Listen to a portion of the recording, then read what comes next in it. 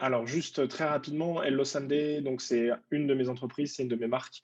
C'est un centre de formation en ligne pour les entrepreneurs et notre métier, c'est de vous aider à transformer les réseaux sociaux en levier de croissance pour votre entreprise. Et ce sera la seule slide auto-promo de cette présentation. Voilà, donc c'est juste pour vous donner un cadre. Et si ça vous intéresse, on a un compte Instagram Hello Sunday. Je vous invite à venir le consulter, à s'abonner si vous êtes intéressé pour avoir des astuces et des tips pour grandir avec votre compte Instagram. Alors, qu'est-ce qu'on va apprendre aujourd'hui sur Instagram? Que vous ayez ou non un compte Instagram, vous êtes les bienvenus parce qu'on va parler de comment on démarre sur Instagram, on va reprendre les bases. Pour ceux qui connaissent pas, ça vous permettra de vous poser la question de savoir si Instagram c'est pour vous. Et pour ceux qui connaissent, ça vous permettra potentiellement de revoir vos bases et de vous assurer que ça fonctionne comme il faut. On parlera des piliers du marketing, des 4 piliers du marketing sur Instagram en 2021. Tout ce qu'il faut mettre en place pour créer votre présence sur Instagram et un certain nombre d'outils qu'on utilise aujourd'hui avec des choses concrètes que vous pourriez mettre en place dès la sortie de cette formation. Et puis, on va terminer avec des conseils d'organisation et des routines que vous pouvez suivre. Pareil, on va vous fournir des routines. Alors, la routine un peu hardcore qui vous prend entre 2 heures et une demi-journée tous les jours. Et puis, la routine un peu plus light pour ceux pour qui Instagram n'est pas le cœur de leur business. Parce que vous verrez, on s'adresse à des gens qui utilisent Instagram pour soutenir leur marque et à des gens qui utilisent Instagram comme canal principal pour générer des leads pour leur business. Tout ce que vous allez apprendre aujourd'hui, il y a un petit peu de théorie au départ. Globalement, c'est énormément de pratique. Moi, ce que je vous conseille derrière, c'est de le prendre comme un guide, de mettre en place, de voir comment ça fonctionne pour vous et ensuite d'ajuster. Vous allez voir que si vous mettez en place 100% des choses qui sont présentes dans cette formation, eh bien, vous allez voir une énorme différence sur votre compte Instagram. Par contre, ce que tu n'apprendras pas aujourd'hui, c'est comment tu peux tripler ton chiffre d'affaires en 4 jours avec quelques stories et comment tu peux gagner 100 000 followers dans les 7 prochaines minutes. Tout ça, c'est pas possible. Et je vais vous parler que de choses qui sont robustes et qui sont éprouvées, qui fonctionnent et qu'on utilise au quotidien pour nous et chez nos clients. Alors, un petit sommaire. Le sommaire, je vais y passer rapidement. L'idée, c'est que si vous revenez sur la présentation, vous soyez capable de retrouver vos petits. Globalement, on va reparler des bases du marketing assez rapidement. Ceux qui m'ont déjà eu sur des confs ou sur des formations, vous verrez que je redis la même chose que d'habitude. L'ABC de Instagram, on va juste remettre le cadre de ce que c'est qu'Instagram comme réseau social, quelles sont ses fonctionnalités. On va passer beaucoup de temps sur les piliers du marketing. Et puis après, on finira avec les stories, l'analyse de votre compte Instagram, quelques erreurs à ne pas faire. Et puis, je vais vous filer un exemple concret de worksheet pour analyser et auditer votre compte Instagram qui est en bonus sur cette formation. On est parti? Allez. Alors, avant de mettre le nez dans l'application Instagram, reprenons les bases et je vais insister, mais je vais y passer peu de temps, mais je vais insister lourdement. Tout le reste ne sert à rien si vous n'avez pas fait le truc de base de votre entreprise. C'est quelle est votre histoire, qui est votre cible ou vos personas, quel est le besoin de votre persona, et comment vous répondez à son besoin et à quel tarif. Et globalement, l'ensemble de ces questions, vous pouvez creuser en répondant à la question pourquoi 7, 10, 15, 20 fois de suite. Quelle est mon histoire? Quand vous commencez à poser votre histoire, posez-vous la question du pourquoi et répondez à nouveau. Et puis refaites un pourquoi et répondez à nouveau. Et vous pouvez faire la même chose sur chacune des questions.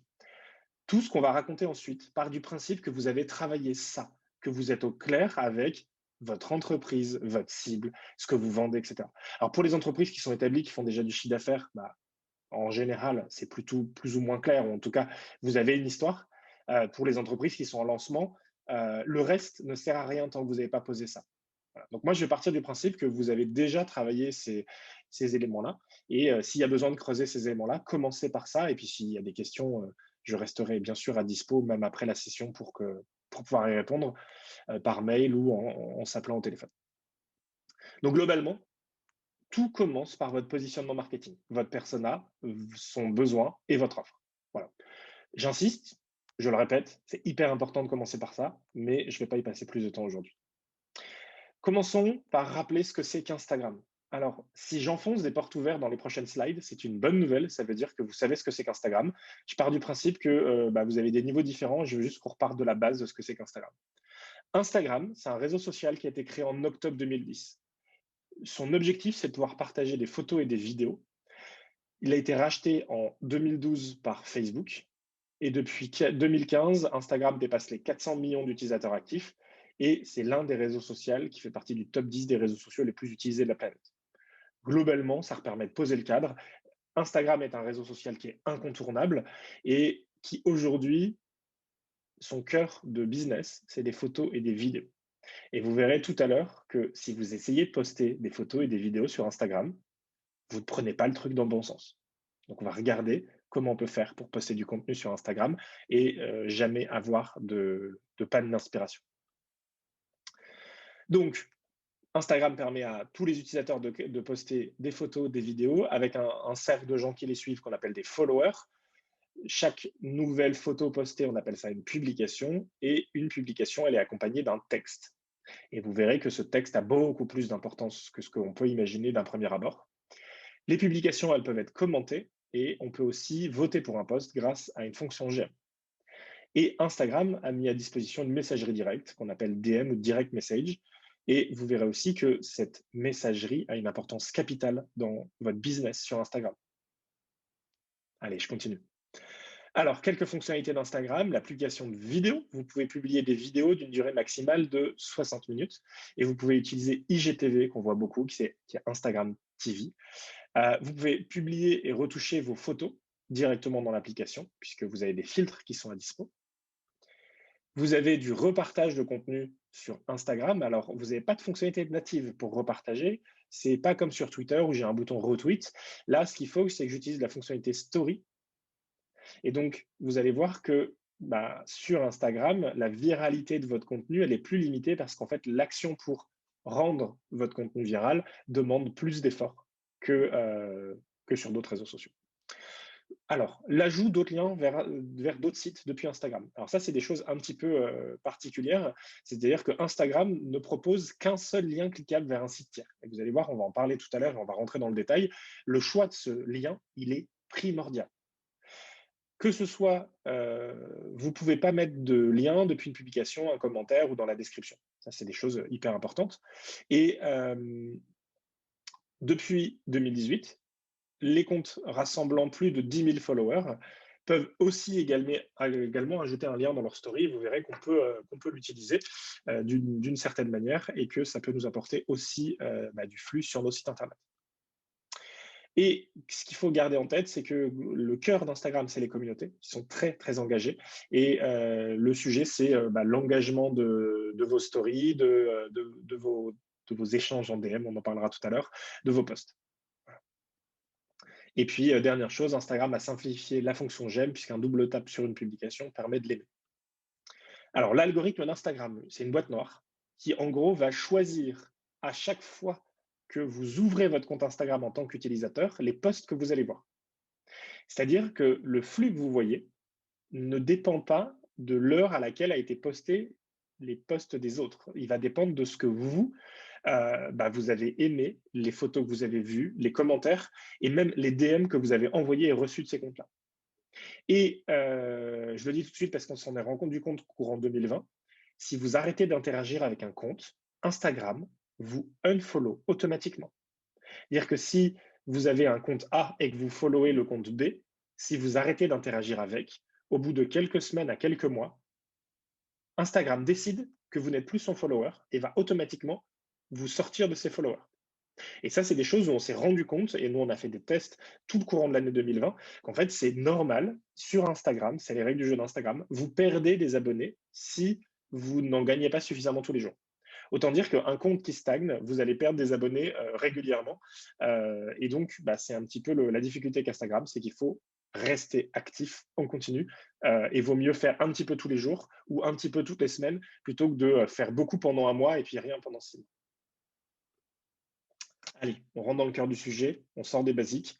On va parler des 4 piliers du marketing Instagram et vous allez voir que c'est 4 éléments essentiels à utiliser pour avoir une stratégie qui est claire. Globalement, on va parler des 4 sujets de construire ta marque sur Instagram. On va parler de 4 contenus de qualité différents qu'on peut mettre en place et qui peuvent vous inspirer. On va voir comment on peut générer du trafic sur Instagram et puis on va voir comment on peut faire pour être régulier, avoir de la performance et des résultats. Allez, on est parti. Premier sujet, construire ta marque sur Instagram.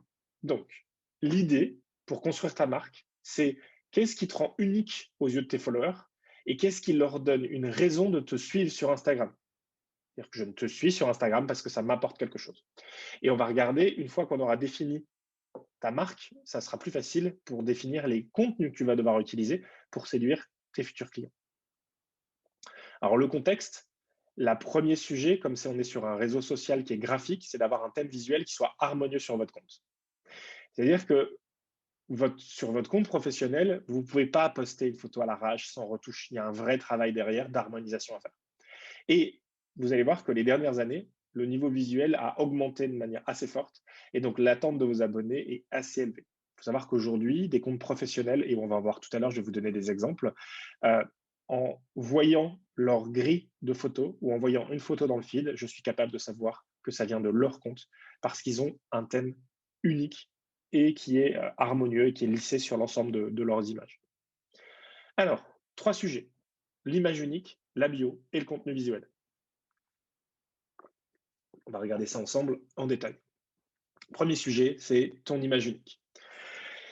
L'idée, c'est que soit tu as déjà une image de marque, c'est-à-dire que tu as déjà créé ton logo, tes couleurs de ton univers, et dans ce cas-là, on va travailler tout de suite sur le thème graphique. Sinon, c'est le moment de le faire. C'est-à-dire que même si tu es freelance, même si tu es coach, même si tu as une petite société et que vous commencez votre activité, même si ton projet, c'est le début, c'est hyper important d'avoir un travail graphique qui a été fait et au minimum de définir tes couleurs, ton univers et ton logo. Hyper important parce que ton thème graphique, on va le décliner sur tous les réseaux sociaux et là en particulier sur Instagram. Et les couleurs que tu vas choisir, ton thème graphique va avoir un impact sur, en fait, demain, la capacité à reconnaître ou pas ton univers. Alors, pour définir ton thème graphique, la première chose, c'est comment tu vas pouvoir décrire ton business en une seule phrase. Sachant que vous allez voir que toutes les phrases exemples, c'est tout ce que nous, on utilise pour Hello Sunday. Quels sont les 5 adjectifs pour décrire ton business? Quels sont les éléments esthétiques qui représentent ton business? Et c'est hyper important de se poser ces questions-là. Et moi, je vous invite à prendre ces questions, à les mettre de côté, pas forcément à y réfléchir maintenant tout de suite, mais à vous poser et potentiellement avec le replay, à mettre pause sur la vidéo et répondre à chacune de ces questions au fur et à mesure. Et ça va vous aider. Deuxième chose, donne les références des couleurs majoritaires et minoritaires. Globalement, nous, c'est les couleurs qu'on utilise. Et ces couleurs-là, soit elles existent dans votre thème graphique aujourd'hui, dans votre design, dans votre charte graphique, soit elles n'existent pas. Et dans ce cas-là, on va avancer sur le sujet. Comment peux-tu décrire tes clients en une seule phrase? Et les 3 à 5 sujets que tu veux aborder sur ton compte. Alors, j'insiste un peu sur ce sujet de 3 à 5 sujets. Vous ne pouvez pas faire un compte monosujet. Ça ne marche pas. Et si vous faites un compte monosujet qui fonctionne, il y a de fortes chances que vous n'arriviez pas à vendre et à envoyer du trafic sur votre site internet, sur vos pages de vente derrière. Et pas plus de 5 sujets, sinon c'est trop éclectique. C'est important d'être cadré et d'avoir suffisamment de thématiques et de sujets que vous voulez aborder, et en même temps que vous n'en ayez pas trop. Si jamais il y en a qui sont perdus, vous me le dites, vous me coupez. En attendant, je continue. Point numéro 3, on va parler des émotions que vous voulez faire éprouver à vos followers. Pareil, vous ne pouvez pas voir juste une émotion. Vous ne pouvez pas juste dire, moi, je vais faire rire mon audience. Il faut que vous en ayez plusieurs pour qu'on puisse mixer derrière les émotions et les thématiques. Et pas trop d'émotions, sinon ça ne sert à rien et vous allez partir. Et quels sont les comptes Instagram qui nous inspirent pour notre entreprise? Sachant que là, je ne sais pas si vous le voyez, mais vous avez un lien et qui est la worksheet qui permet de reprendre l'ensemble de ces questions. Et je sais qu'il y en a certains, c'est plus pratique pour vous d'avoir un joli document PDF que vous allez pouvoir imprimer et écrire à la main dessus. Donc, si vous en avez besoin, le lien est là et vous pouvez le retrouver directement dans les slides quand on vous les aura envoyés. Donc, ces 3 choses-là, vous voyez que les questions à se poser sont assez basiques.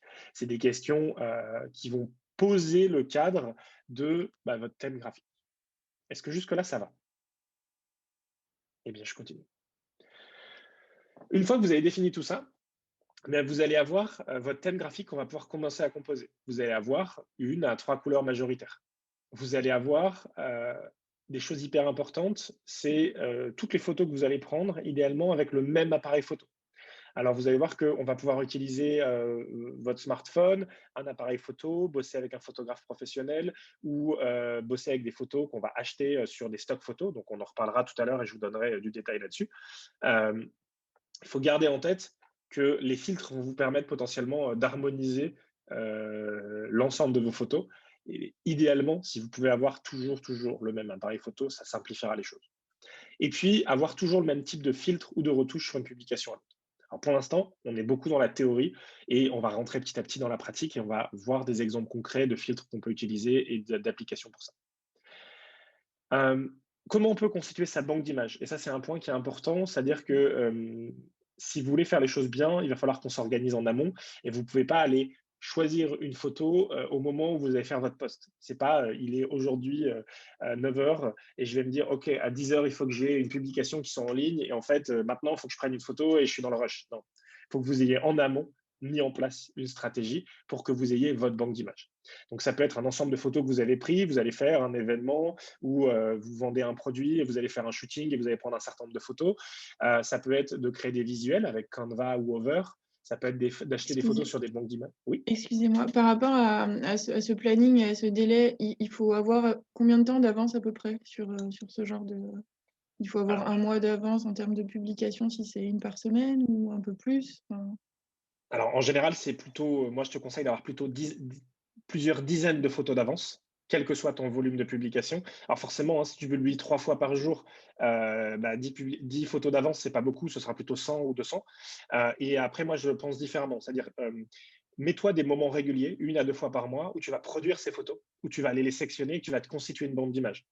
Et à ce moment-là, fais le plus de volume possible parce que tu vas voir qu'il y a certaines photos que tu voudras jamais utiliser parce qu'après coup, elle n'est pas suffisamment bien cadrée, il te manque quelque chose, voilà.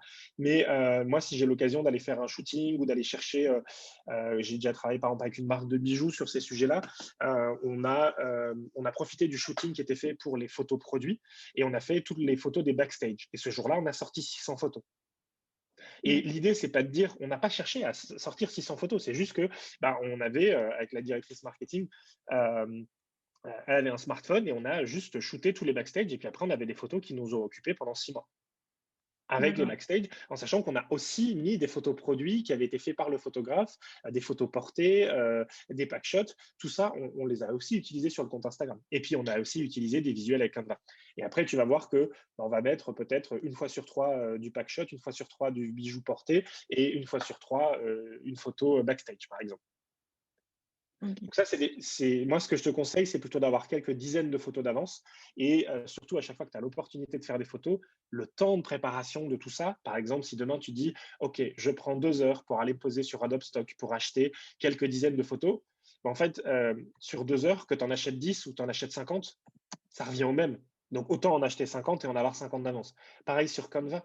Si vous dites, tiens, je vais aller travailler sur des citations, je vais me choisir un joli fond et une mise en page, que vous mettiez en page 3 citations ou vous en mettiez en page 30, le temps de travail est à peu près le même. Puisque tout le temps de préparation, de se poser dedans, d'aller chercher des citations, tout ça, ça prend du temps. Que vous en ayez 3 ou 30 au final, en fait, vous allez voir que le temps de travail est à peu près le C'était plus, même. je pense, par rapport, enfin, d'une manière générale, de planning et de se dire, enfin, moi, je suis effectivement du genre à prévoir beaucoup. Et en fait, du coup, je suis pas forcément dans l'actualité. Enfin, à quel moment est-ce que ça pose un problème d'avoir trop prévu à l'avance face à un réseau social qui est censé bouger avec son monde, entre guillemets?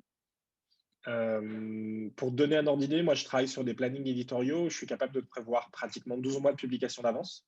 D'accord.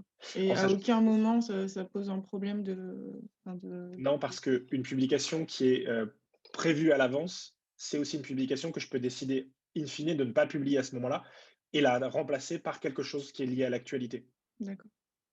On pourrait avoir en tête Black Lives Matter, par exemple, où on a eu un certain nombre de comptes qui se sont parés de noir pendant 1 ou 2 journées. Si tu as si tu prévu de publier une photo 3 mois à l'avance ce jour-là, peut-être que si tu l'as déjà programmé, tu vas annuler ta programmation. Si tu ne l'as pas programmé, tu ne vas pas la programmer. Sachant que quand je travaille sur des plannings éditoriaux, en général, on va travailler sur des plannings éditoriaux à 1 mois, 3 mois, 6 mois, 12 mois. Ça ne veut pas dire que je prends une application et que je programme 6 mois d'avance. Ça veut Mm. dire qu'on va programmer, en général, on va batcher, on va programmer 30 jours d'avance. D'accord. Mais ça n'empêche qu'on va suivre l'actualité et puis surtout, on va être connecté régulièrement et vous allez voir qu'on va être globalement connecté tous les jours parce que ça va nous permettre de voir ce qui se passe un petit peu sur le réseau social, de voir les tendances et d'ajuster. Mais je suis pas, globalement, si vous produisez du contenu, et c'est ce que je vais vous conseiller, du contenu qui est plutôt froid, du contenu qui va être valable sur le long terme, en dehors d'un magazine People qui est un peu compliqué à gérer en termes d'actualité et qui est du journalisme de court terme, en dehors de ça, vous pouvez, pour la plupart des marques, prévoir du contenu long terme qui a toujours de la valeur dans quelques mois. D'accord. Puis après, les marronniers, la Saint-Valentin, c'est la Saint-Valentin chaque année. Ouais. Nouvel An, c'est le Nouvel An chaque année. Noël, c'est Noël chaque année, la rentrée scolaire. Et donc ça, c'est des marronniers qu'on peut potentiellement prévoir même plusieurs années à l'avance. Parce qu'en fait, on va imaginer un concept qu'on va pouvoir peut-être décliner sur 3 rentrées scolaires. Et on va en tester un cette année. Et en fonction des résultats, on va peut-être choisir le numéro 2 et le numéro 3 pour l'année prochaine. Ça marche. Merci. Vous allez voir que globalement, tout ce qu'on va faire, on va parler beaucoup de batch et d'organisation en masse, parce que c'est beaucoup plus facile de se poser sur une session de 2 heures ou sur une demi-journée et d'organiser le futur, plutôt que tous les jours devoir faire des actions où on doit réfléchir à quel contenu je poste, à qui, pourquoi. Voilà. Mmh. OK. Vous pouvez faire appel à un photographe. Nous, par exemple, chez Hello Sunday, on travaille Aude-Lemaitre à Lyon et qui produit toutes nos photos. Alors, vous allez voir que nous, on a des photos libres de droit, on a des citations faites avec Canva et on a des photos qu'on fait en studio. Et on peut reposter des photos d'autres personnes sur Instagram. Alors, il faut toujours demander l'autorisation, les mentionner. Et sur Instagram, on appelle ça du regram ou du repost. Alors, passons à l'étape retouche. Une fois que vous avez votre banque de visuels qui est constituée, l'étape suivante, c'est d'utiliser des filtres. Alors, est-ce qu'on va utiliser des filtres sur Instagram ou est-ce qu'on va utiliser une autre application? Nous, on utilise VSCO. Et si vous voulez avoir un peu d'inspiration, vous allez sur Google ou Pinterest et vous tapez VSCO Filter Hack. Et vous allez trouver ce qu'ils appellent des receipts ou des recettes qui vont retoucher vos photos et ça va vous permettre ce genre de résultat. Là, ce que vous avez, c'est 3 photos qui ont 3 expositions différentes, avec 3 coloris différentes, qui viennent de 3 banques d'images différentes. Et en appliquant le même filtre VSCO, vous avez un résultat qui est similaire. Et si ça, c'est votre filtre, et que vous mettez toujours ce filtre-là sur vos photos, à chaque fois que je verrai une photo dans mon feed, je sais que ce sera une photo qui vient de vous. Alors, bien sûr que les couleurs qui sont choisies là, ce n'est pas forcément les couleurs de votre marque. Là, on est bien sûr qu'on est dans un exemple. Et donc là, vous avez un filtre qui est toujours le même. C'est le filtre C1+6, le Sharpen +3, le Tint +5, le Fade +3 et le Skin Tone -6. Voilà. Et en fait, avec l'application VSCO, que je vous invite à installer dès maintenant, à jouer avec, à regarder un peu les hacks et à trouver ce qui correspond à vos couleurs et à l'appliquer sur l'ensemble des posts que vous allez faire à partir de maintenant. Alors ça, c'est une question qui m'est souvent posée suite à cette formation. C'est Pierre, est-ce qu'on doit supprimer nos anciens posts, nos anciennes publications? Si vous publiez régulièrement, moi, je vous conseille à un moment, potentiellement, de dire, OK, je vais appliquer tout ce que j'ai appris. Et au moment où vous commencez à l'appliquer, je vous invite à ne pas supprimer l'historique. Parce que petit à petit, vous allez créer un canevas. Donc, il faudra que vous ayez 9 prochaines photos pour qu'on puisse commencer à avoir une grille qui commence à être cohérente. Mais vous n'êtes pas obligé d'aller supprimer ou archiver les anciennes photos. Si vraiment ça vous pose un problème, je vous invite à ne pas les supprimer, mais à les archiver. Donc VSCO, vous allez voir, c'est une application qu'on utilise énormément et vous avez sur Instagram, c'est une application qui est beaucoup, beaucoup utilisée parce que ça permet d'avoir des filtres qui sont complètement uniques liés à votre image de marque. Donc on est sur des millions de filtres possibles alors qu'Instagram en propose quelques dizaines en natif. Et c'est une application qui est assez pratique à utiliser et vous allez retrouver beaucoup, beaucoup, beaucoup d'astuces sur Internet. Entre autres, tapez VSCO Filter Hacks et vous allez trouver beaucoup de recettes que vous pouvez utiliser et vous inspirer potentiellement de 2 ou 3 recettes qui vous plaisent et les utiliser derrière.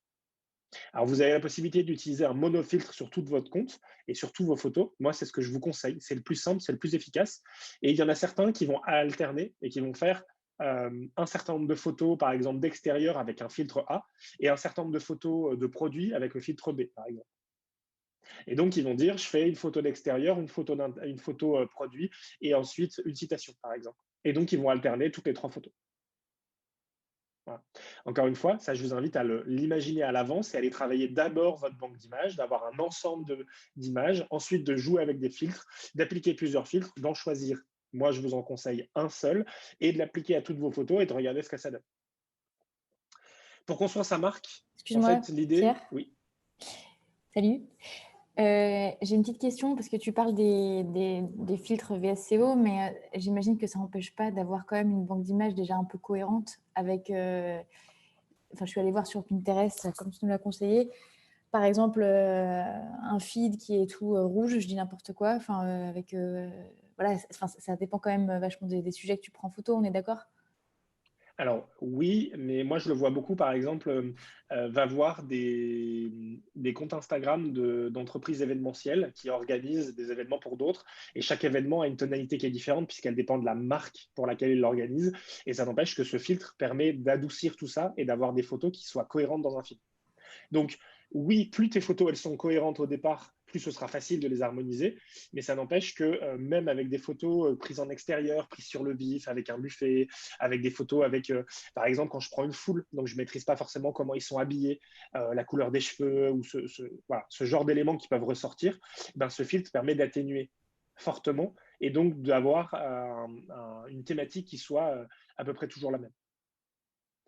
Il faut vous dire qu'à chaque fois que je vois une photo, sans même voir le nom de votre marque, je dois savoir que c'est votre compte. Si vous faites ça, vous avez gagné. Parce qu'en fait, à chaque fois que je vais voir une photo de votre compte, je vais revivre la même émotion que celle que vous m'avez déjà fait vivre, avant même d'avoir lu les commentaires de cette photo, avant même d'avoir lu le contenu. C'est ça ce qu'on cherche à avoir derrière, hein, c'est créer une émotion, ce qui va permettre de créer de l'engagement. Ça répond à ta question? Oui, merci. Allez, on continue. L'idée, et c'est ce que je disais juste avant, ton audience, elle reconnaît ta patte, ton empreinte, et elle te suit parce que tu as un compte qui est joli et intéressant. Et ça, c'est quelque chose d'hyper important. C'est-à-dire qu'on va essayer, et c'est ce qui est ultra exigeant sur Instagram, et ce qui est beaucoup plus complexe qu'il n'y paraît, c'est d'avoir quelque chose qui soit joli, cohérent, et en même temps qui soit intéressant et qui apprenne quelque chose. Alors, je vais vous proposer 3 entrepreneurs qui sont actifs sur Instagram, et je vais vous proposer 3 comptes pour que tu puisses comprendre et avoir un peu de recul sur ce qu'on a mis, ce qu'on vient de se dire. Le premier, c'est style.co. Donc là, ce qu'on voit, c'est qu'on a des photos qui sont en noir et blanc et les couleurs, la couleur majoritaire, c'est du jaune. Vous allez voir que ça, c'est vraiment une photo que j'ai prise de leur compte Instagram. Alors, cette copie d'écran, elle date un peu, elle doit avoir une année, mais si vous allez voir, vous verrez aujourd'hui son compte, comment il évolue. Et donc, bah, voilà, il y a un choix spécifique. C'est la photo toujours en noir et blanc. Donc, la photo, elle est d'abord traitée en noir et blanc et ensuite, on rajoute du jaune par-dessus avec une couleur majoritaire. Ça, c'est un vrai choix qui a été fait. Et à chaque fois que je vois une de ces photos dans mon feed, je sais que ça vient de ce compte-là. Là, on a un autre exemple donc sur une partie un peu plus événementielle. On a des photos qui ont un fond marbré et les couleurs majoritaires, c'est du rose et du noir. Et vous voyez que globalement, là, c'est des choses qui sont un peu complexes parce que j'ai des photos dans différents environnements et je ne maîtrise pas forcément la manière dont les gens sont habillés, l'environnement de la page. Et donc ça, c'est des choses qui sont hyper importantes. C'est en rajoutant un léger filtre dessus, et là, le filtre existe, mais il est léger. Eh bien, je garde des couleurs qui sont naturelles. On le voit en bas à gauche où on garde un ciel qui est quand même bleu, mais on a un petit filtre qui vient nous atténuer tout ça. Un troisième compte où là, bah, pareil, même sans connaître le compte et savoir ce qu'on a, globalement, je peux vous dire qu'on va parler de famille, de parentalité, de design d'intérieur. Et bah, on a des photos qui ont été retouchées. Donc, toutes les photos, elles sont retouchées, elles sont travaillées en amont. Et les couleurs majoritaires, du noir et du blanc, avec du beige et du rosé derrière. Voilà. Et quand vous voyez un compte comme celui-là, moi, je vous invite un peu à aller voir les comptes que vous aimez suivre ou les comptes qui vous suivent. Vous allez pouvoir apprendre pas mal de choses. Dès que vous passez de je fais un compte Instagram pour le plaisir à je me professionnalise, eh bien, vous arrivez dans ce genre de réflexion. C'est-à-dire qu'aucune des photos là n'a ni été prise au hasard, ni choisie au hasard dans la banque d'images qui a été constituée en amont, et les filtres qui ont été mis derrière, c'est un temps de réflexion. L'idée, elle va être de pouvoir industrialiser tout ça pour que vous soyez capable de faire du volume sans y passer 1 heure à chaque publication. Donc, on va regarder ensemble. Donc, on s'est dit aujourd'hui, définir votre image de marque, vos couleurs prioritaires, définir votre votre filtre VSCO ou équivalent sur une autre application. Et ensuite, vous constituez une banque d'images. Étape numéro 2, la bio. Et vous allez voir, on fait un chapitre complet sur la bio parce qu'on peut dire énormément de choses et c'est un sujet assez sensible. Alors, l'idée, c'est d'avoir une bio qui puisse accueillir tes followers et tes futurs clients sur ton compte Instagram. Le sujet, et nous, on va te proposer aujourd'hui un exercice, c'est comment tu peux présenter ton activité en sachant que c'est un peu complexe, tu as 150 caractères. Donc, il va falloir être synthétique et impactant. Et en fait, on ne peut pas tout dire dans une bio. Donc, la question, c'est qu'est-ce que je dis qui est suffisamment pour que ma marque elle soit précise et que les gens qui me suivent savent pourquoi ils me suivent, mais en même temps, je ne peux pas en dire beaucoup. Eh bien, moi, ce que je vais vous proposer, c'est de prendre les 6 phrases que je vous propose sur l'écran, de les compléter. Et à partir du fait que vous ayez complété ça, on va pouvoir travailler ensemble sur votre bio idéal. Par exemple, mon entreprise aide ses clients à. Mon ou ma cliente idéale est inspirée par. Mon entreprise est la meilleure quand il s'agit de. Si mon entreprise gagnait un prix, ce serait le prix de. Le super pouvoir de mon entreprise, c'est. Et le meilleur compliment qu'un ou qu'une cliente puisse me faire au sujet de notre collaboration, c'est. Moi, je vous invite à prendre un moment, on ne va pas le faire maintenant, mais à vous poser et à réécrire ces questions. Alors, il y en a qui vont plus avoir de facilité en l'écrivant et en réfléchissant sur papier. Il y en a d'autres qui vont le faire dans un carnet de notes sur ordinateur ou sur le téléphone. Hyper important de définir ces éléments-là. Si vous bossez en équipe, de le définir potentiellement. Alors, si vous êtes plusieurs dans l'équipe, moi, ce que je vous invite à faire, c'est ce genre d'exercice, ou l'exercice même précédent, c'est de le faire chacun dans votre coin, sans vous influencer. Et ensuite, de partager les résultats et de débattre sur les résultats. Et ensuite, de choisir une ligne commune. Alors, notre formule pour avoir une bio Instagram qui cartonne, c'est de se dire, voilà, vous avez 2 types de phrases, c'est j'aide ma cible à réaliser un objectif grâce aux moyens que j'utilise. D'avoir quelque chose de synthétique, mais d'efficace. Ou ça peut être je avec la description de mon activité pour ma cible, afin de, et la promesse. Par exemple, j'aide les femmes à se reconnecter avec leur puissance intérieure grâce au yoga. Vous avez quelque chose de court, de percutant et qui est efficace et qui parle de tout et qui n'a pas besoin d'en dire plus. Donc la question pour votre marque, c'est d'abord de répondre aux questions dont je vous ai parlé sur le slide précédent et ensuite de commencer à essayer de remplir ces phrases à trous et voir ce qui vous correspond le mieux. L'idée, c'est qu'une fois que vous avez défini votre bio dans un document Word ou sur une note de ton smartphone, tu vas faire un copier-coller et tu vas pouvoir sauter proprement tes lignes parce qu'aujourd'hui, c'est un petit peu compliqué de pouvoir sauter des lignes dans votre bio Instagram. Et tu peux rajouter aussi des emojis pour venir enrichir ta bio. Alors, on va, comme tout à l'heure, prendre quelques exemples d'inspiration. Là, on a un exemple d'une bio de Même Cosmetics et qui nous dit, voilà, moi je vous propose des dermocosmétiques saines développées pour les personnes sous traitement, adaptées à toutes et tous. Avec 2 emojis et puis la partie anglophone après. Ça, c'est un sujet qui est hyper important, c'est que votre bio, elle doit être courte, percutante et on doit comprendre en la lisant ce que vous faites. Et globalement, quand j'arrive, que j'ai vu un de vos posts, que je clique sur votre compte, j'ai 30 secondes pour décider si je m'abonne ou pas. Et peut-être même moins que 30 secondes, 15 secondes. Julie, Julie qui nous propose des talks inspirants, des workshops, des rencontres. On sait que c'est pour Paris et le 78 et il y a la prochaine date. Et elle en a profité pour mettre le lien vers le compte de la fondatrice. Et un troisième exemple, eh bien là, c'est une marque. Et donc, on voit la destination de bien-être de la future et jeune maman qui a été créée en 2010. Pour elle, c'était important. Et le nom de la personne qui l'a créée. Et puis derrière, on voit partie event, e-shop, webzine, espace et livre. Voilà. Hyper important de garder en tête d'avoir quelque chose de court et d'inspirant. Moi, je vous invite à aller voir les bios des comptes que vous suivez, à les relire, à potentiellement aller voir les bios de vos concurrents, à aller voir les bios des partenaires avec lesquels vous bossez et aussi les bios des comptes qui vous suivent. Alors, encore une fois, il y a une différence entre le compte perso qui vous suit et un compte professionnel. Je vous invite à aller voir plutôt les comptes de marque et de voir comment quelle est leur posture là-dessus. Alors, le lien. En fait, vous pouvez proposer un seul lien sur votre compte Instagram, dans votre bio. Sauf si vous avez un compte avec plus de 10K followers, dans ce cas-là, vous pouvez le mettre aussi dans vos stories. L'idée, c'est que il va falloir qu'on définisse un seul endroit où vous allez pouvoir proposer un lien. Alors, est-ce que ça doit être la page d'accueil de votre site? Est-ce que ça doit être la page sur laquelle je peux télécharger un livre blanc? Ou est-ce que ça doit être mon tunnel de vente ou un produit ou mon dernier article de blog? Il y a plein de manières de faire.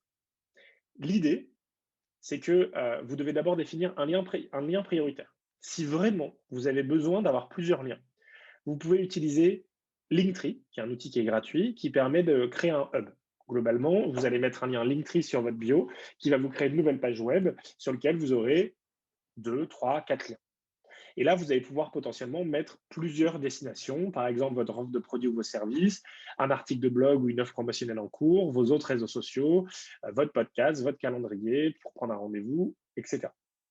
Moi, je vous conseille, si demain vous utilisez Linktree, déjà, il faut que vous ayez mûrement réfléchi le fait de ne pas avoir mis un seul lien. Si vous utilisez Linktree, je dois cliquer dans votre bio et ensuite, je dois faire à nouveau un clic.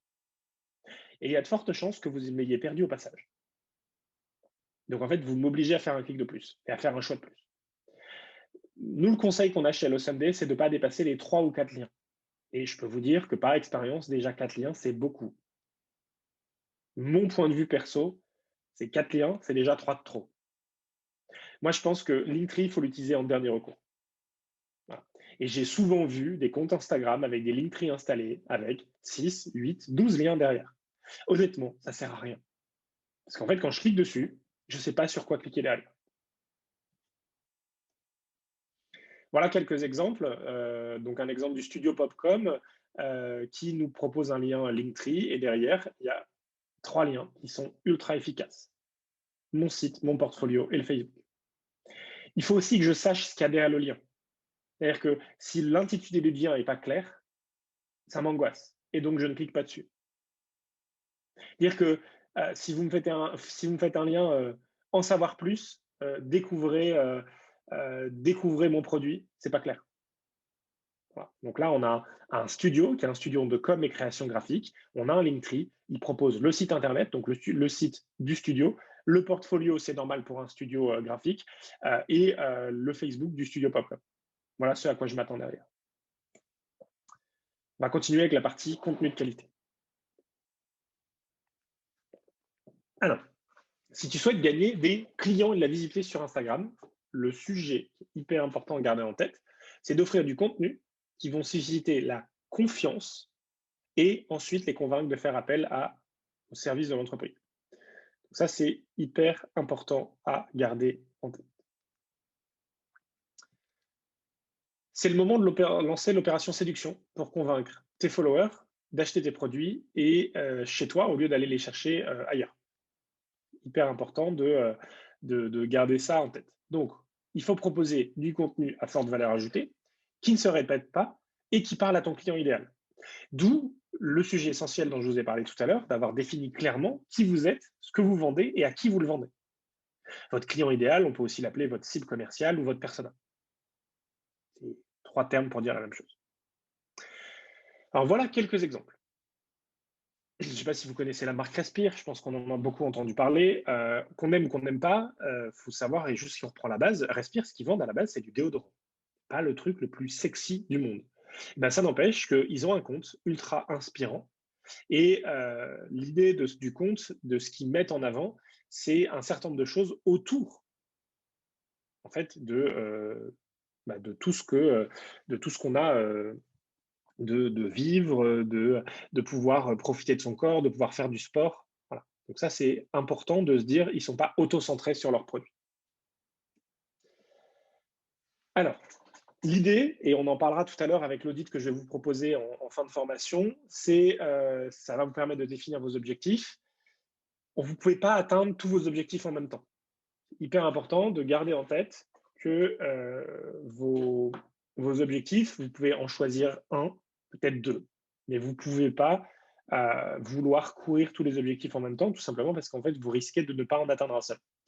Et donc, c'est compliqué de se dire, OK, moi, mon compte, je vais d'abord atteindre 10 000 followers, puis en même temps, je vais booker mon agenda avec mes premiers clients, alors que votre compte, vous l'avez ouvert hier. Alors, juste petit retour d'expérience, on sait que vous n'êtes pas obligé d'avoir 10 000 followers pour avoir vos premiers clients depuis Instagram.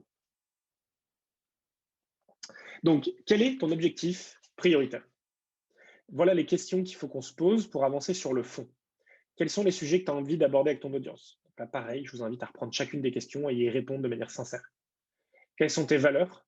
Qu'est-ce qui t'inspire? Quelle histoire as-tu envie de raconter aux gens concernant ton entreprise? Quelle expérience voudrais-tu faire vivre aux personnes qui regardent tes photos? Et comment elles vont se sentir grâce à ton contenu? Vous voyez qu'on est sur une redite de sujets qu'on a vu tout à l'heure. Quand je vous parlais des émotions, c'est une autre manière de le dire, de comment elles vont se sentir grâce à ton contenu. Il est hyper important d'être au clair sur l'ensemble de ces questions, parce que c'est ce qui va te permettre d'avancer sur ton questionnement et d'être en capacité de pouvoir produire souvent du contenu varié et qui réponde aux enjeux de ton persona. Alors, globalement, il y a deux cadres possibles. Soit ton but, c'est d'être un influenceur ou une influenceuse, ce qui est une possibilité, et globalement, tu vas pouvoir t'aider de tout ce qu'on va raconter aujourd'hui et tu vas pouvoir t'inspirer. Nous, on va s'aborder sur tous ceux qui veulent en fait créer une communauté et construire une entreprise avec des nouveaux clients à l'aide d'Instagram. Et donc là, à partir de là, on va aborder 4 types de contenus à proposer sur ton compte. Premier type de contenu, c'est le contenu qu'on appelle éducatif. En fait, c'est qu'est-ce que tu vas pouvoir apprendre à tes followers pour qu'ils se sentent plus compétents, plus intelligents après avoir lu tes contenus. Aujourd'hui, tu sais des choses qu'ils ne savent pas. Comment tu peux les aider? Et pour pouvoir les aider, il faut que tu aies d'abord défini qui était ton persona et quel était son besoin, pour pouvoir répondre à son besoin. Et potentiellement, peut-être que ta cible le sait déjà, mais qu'ils ne connaissent pas ni ta façon de faire, ni ton opinion sur la question. Si demain, je veux vous apprendre à faire un gâteau au chocolat, il y a de fortes chances que vous ayez déjà cuisiné des gâteaux au chocolat dans votre vie. Ça n'empêche que vous ne connaissez pas ma recette et que mon gâteau, il est vraiment très, très bon. C'est ça le même sujet, c'est-à-dire que vous avez des choses à raconter. Et l'idée, c'est que sur Instagram, il faut d'abord pouvoir donner avant de demander. Donc, il faut que vous donniez de la valeur. Et ensuite, vous êtes en capacité de demander et de proposer justement une interaction et d'être en capacité de vendre. Alors, qu'est-ce que tu peux apprendre ou partager de façon pédagogique à tes clients? Alors, je vais donner quelques exemples d'entreprises qui touchent une audience Instagram et qui leur permet de leur apprendre des choses tous les jours. Aromazone, par exemple, donc cosmétique et nettoyant naturel, ce qu'il nous propose, c'est là un tuto pour faire une lessive à la maison. Et je ne sais pas si vous voyez, mais globalement, Aromazone, ce qu'ils nous vendent, c'est des huiles essentielles. Donc, ils proposent dans la conception de l'huile essentielle qu'eux vendent, et tout le reste, ils vous expliquent comment on peut faire pour avoir de la lessive liquide. Et c'est ça qui permet de créer de l'engagement et d'apporter de la valeur. Deuxième exemple, Harry & Co, soupe et galettes à base de légumineuses, qui vont nous faire un zoom sur les haricots rouges et nous apprendre des choses sur les haricots rouges et nous aider à être un peu plus efficace et potentiellement peut-être d'en manger alors qu'on n'avait pas l'habitude d'en manger. Donc, je vais apprendre quelque chose avec ce post. Et Esther Marie Yoga, qui nous donne quelques exemples de postures en yoga et qui vont nous permettre de potentiellement pouvoir les refaire chez nous. Donc, qu'est-ce que vous pouvez apprendre à vos followers et comment vous allez pouvoir les aider à grandir avec votre contenu? Jusque-là, tout va bien? OK. Le deuxième type de contenu, c'est le contenu inspirationnel. Donc, en fait, un contenu inspirationnel, c'est un contenu qui est autour de tes valeurs. Et ce n'est pas un contenu qui va parler de votre savoir ou de votre savoir-faire ou de vos produits.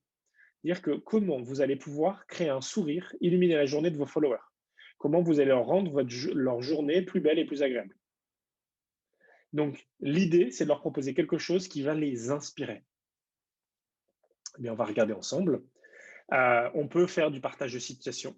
On peut proposer des illustrations ou des belles photos, des beaux graphiques. Vous pouvez proposer des légendes qui sont orientées développement personnel. hyper important d'avoir ça en tête pour savoir ce que vous voulez mettre en œuvre. Alors, un petit peu d'inspiration. Comme tout à l'heure, on va proposer plusieurs comptes qui travaillent sur l'inspiration de leurs followers. Et l'idée, c'est de les rallier à leurs valeurs.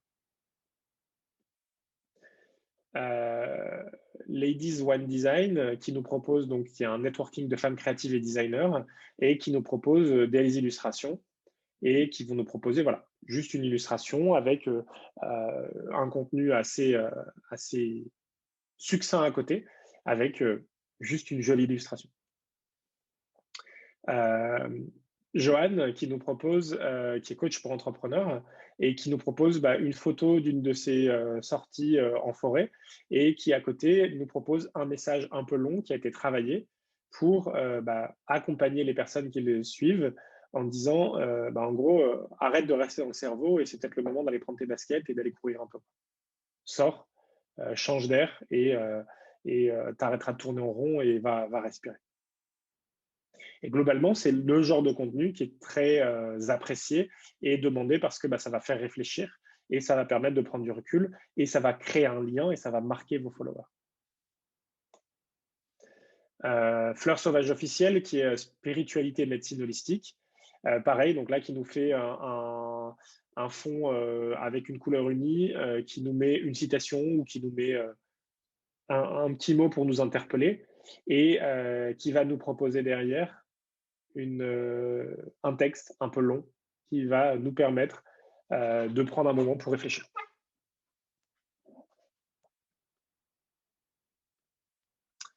Le troisième type de contenu, c'est le contenu promotionnel. Alors, le contenu promotionnel, c'est un contenu qui est des fois négligé. C'est-à-dire que souvent, vous en faites trop ou pas assez. C'est-à-dire que vous avez peur d'être accoleur, donc vous ne faites jamais de contenu promotionnel. Et des fois, moi, je vois certains comptes Instagram où en fait, c'est que du contenu promotionnel. Alors, le contenu promotionnel, tu peux mettre en avant ton produit, ton entreprise, ton équipe. Tu peux mettre en avant tes services, mais tu peux aussi mettre en avant un article de blog que tu as écrit ou une expérience que vous avez vécue. L'idée, c'est qu'il faut à un moment avoir un peu de contenu promotionnel. Et le sujet, c'est de ne pas trop en avoir. Un compte Instagram avec que du contenu promotionnel, ça ne marche pas. Parce que moi, je n'ai pas envie de lire votre contenu promotionnel. Je n'ai pas envie une marque qui essaye juste à chaque fois que je lui parle de me vendre son produit. Ça ne marche pas. Et effectivement, j'ai une petite question par rapport au fait que là, on relie, on met par exemple un article de blog. Quel est le lien, étant donné qu'Instagram, je connais pas je connais pas, hein, je découvre Instagram, mais ça a l'air quand même d'être un peu ce côté un peu monde, un peu univers et tout. Quel est le lien avec le reste de la communication? Avec le site internet, avec LinkedIn éventuellement, avec d'autres réseaux sociaux? Pour que ce soit complémentaire, mais en même temps complémentaire, quoi, pas en vase clos, on va dire. Est-ce qu'effectivement on repartage certaines publications ou est-ce que c'est pas adapté de mettre une photo Instagram sur LinkedIn, par exemple? Alors, c'est pas adapté. Par contre, tu peux recycler du contenu. C'est-à-dire prendre le contenu tel quel de ton blog ou de ton LinkedIn pour le poster sur Instagram ou prendre le contenu tel quel de ton Instagram pour le poster sur LinkedIn, ça ne marche pas. Par contre, l'idée qui est derrière peut être la même. Dire que moi, j'ai déjà recyclé du contenu, par exemple, d'un post inspirationnel sur Instagram et j'en ai fait un article de blog. D'accord. J'ai déjà synthétisé un article, par exemple. Je vais écrire un article sur mon blog avec 3 conseils. Eh bien, ces 3 conseils, je peux en faire 3 citations et ça va me faire 3 publications sur Instagram. Okay. Mais je te déconseille fortement de prendre ton article tel quel et de dire j'ai fait un article de blog avec 3 conseils, je fais un post Instagram avec 3 conseils. Et puis sur le post Instagram, je coupe mon contenu parce que je suis limité et je dis allez voir l'article sur le blog. C'est horrible, il n'y a rien de plus horrible parce qu'en fait les gens ne vous suivront pas. Il faut vraiment que sur Instagram, il y a un côté où je vais créer de la synergie avec les autres canaux d'acquisition et il y a un côté vase clos. Et ce côté vase clos, quand je suis sur Instagram, tu dois me donner de la valeur sur Instagram. D'accord. Et donc, si tu as 3 conseils sur ton blog, moi, la plupart du temps, le plus intelligent à faire, c'est d'en prendre 1, 2 ou 3, donc 3 conseils sur ton blog, pardon, tu en prends 1, 2 ou 3 et tu fais 1, 2 ou 3 publications. Mais tu ne fais surtout pas le même type de publication. Ouais. Voilà. Pareil, la photo que tu vas choisir pour illustrer ton article de blog, ce ne sera peut-être pas la même photo que tu vas illustrer pour ton article Instagram. D'où l'intérêt de bosser avec un planning éditorial et d'aller travailler les différentes thématiques et de t'assurer de produire du contenu. Mais pour moi, le mauvais post, c'est le post Instagram qui dit Hey, on a fait une super vidéo sur YouTube, allez la voir. Non, t'as qu'à faire ta vidéo sur IGTV en fait. Parce Et que du c'est ça les coup, règles du jeu d'Instagram. et du coup, par rapport à ce qu'on disait tout à l'heure, de dire bah, si par rapport à l'actu, je décale une publi, si elle était en synergie avec d'autres, je décale bien toutes les publis de ce moment du planning. On est Ouais, d'accord. en fait, ce que tu vas faire, c'est que ton actuel bouge, tu vas toucher à ton planning éditorial et tu vas décaler ou annuler une publication Mais et, sur tous les canaux. euh, et C'est- potentiellement sur tous les canaux. ok. Il faut savoir que toute l'approche planning éditorial et tout ce qu'on se dit aujourd'hui, vous pouvez le faire sur d'autres canaux, sur d'autres réseaux sociaux, sur une mailing list, sur une newsletter. Juste que là, on a quand même des sujets qui sont très liés à Instagram et sur les limites qu'on a, le contenu, etc. Les règles du jeu sont différentes sur un blog, dans une mailing list. Ok. Mais aujourd'hui, moi, ce que je fais, c'est que je recycle beaucoup de contenu d'un canal à l'autre. Et quand je dis recycler, le mot, il est juste, c'est-à-dire qu'on reprend le contenu, on le retravaille avec la même idée, le même angle, potentiellement le même persona derrière. Mais ça n'empêche que je peux rarement faire un copier-coller. Ouais. Ok. Voilà, ça, Merci. c'est important de l'avoir en tête. Donc, ce qu'on disait sur le contenu promotionnel, c'est il ne faut pas en faire trop. Et il ne faut surtout pas faire que ça, mais il ne faut pas en faire zéro non plus. Alors, qu'est-ce qu'on peut mettre comme contenu promotionnel? Vous pouvez mettre l'envers du décor, des bribes de votre quotidien. Vous pouvez parler de vos réalisations et de vos clients. Vous pouvez parler des grands événements qui jalonnent l'évolution de votre entreprise, l'anniversaire aux collaborateurs, le passage d'un palier de chiffre d'affaires, le départ d'un collaborateur, un anniversaire. Vous pouvez parler de méthodologie et de vos processus. Nous, par exemple, sur Hello Sunday, on va vous parler de l'envers du décor, de choses qu'on a mis en place et potentiellement d'astuces ou de choses à pas faire parce qu'on s'est planté, puisqu'on teste régulièrement des choses. Et si vous voyez le compte Instagram Hello Sunday, notre promesse, c'est de vous donner un tip ou une astuce à chaque nouveau post, à chaque nouvelle story. Voilà. Et vous pouvez proposer vos coulisses et vos difficultés. Alors, quand vous proposez vos difficultés, il faut toujours rester positif et constructif. C'est pas ah, aujourd'hui, journée de merde. Non, c'est OK, hier, la journée n'était pas facile. Je me suis levé, j'avais juste pas envie de me lever. Et en fait, il s'est avéré que j'ai bien fait de me lever parce que dans la matinée, j'ai rencontré quelqu'un de très inspirant et j'ai fini ma journée avec le sourire. Voilà. Et je sais qu'en tant qu'entrepreneur, il y a des journées qui sont plus compliquées que les autres. Je sais que ce yo-yo est pas facile, le yo-yo émotionnel. Si vous avez vraiment passé une journée compliquée, je vous invite à juste pas forcément en parler. Voilà. Et vous allez voir que certains ont des posts qui sont assez corporate, où ils vont parler de tout le contenu dont on parle jusqu'à maintenant. Et par exemple, les coulisses, ils vont en parler en story. Voilà, la plupart des marques avec lesquelles je travaille vont écrire un post par jour qui est plutôt lissé, travaillé, etc. Et ils vont produire un certain nombre de contenus pris sur le vif, et eux, ils vont le mettre en story. Et par exemple, ils vont faire 10 stories dans la journée, avec leur quotidien. Par rapport à ces différents types de contenus et au fait que tout à l'heure, ce que vous expliquiez sur le fait que c'est publié, enfin, c'est vu par l'interlocuteur, enfin, par le follower, selon lui, ses préférences, etc. Machin. Du coup, si nous, on a différents types de contenus, mais que lui, par exemple, il reçoit que le contenu promotionnel parce que c'est comme ça que le vit l'algorithme, est-ce que c'est possible? Est-ce que ça devient problématique?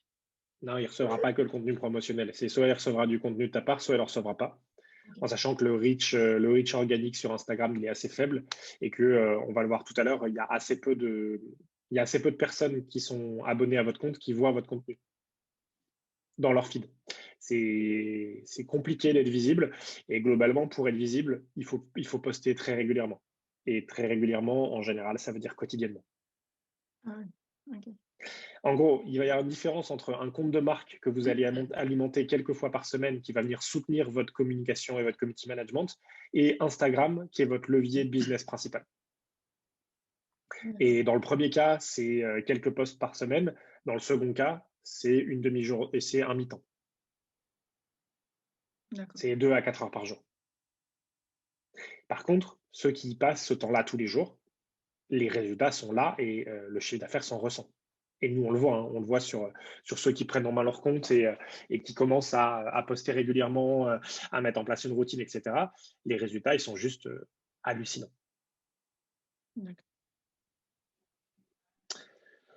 Alors, si toi aussi tu veux trouver des clients avec, Instagram, tu peux documenter tes réalisations, nous emmener avec toi dans les événements auxquels tu participes, nous parler des gens que tu rencontres.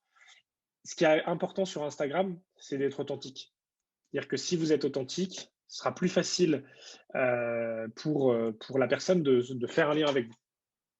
Et puis, si vous avez d'autres comptes Instagram ou de blogs qui parlent de vous, de la marque, vous pouvez relayer la bonne nouvelle.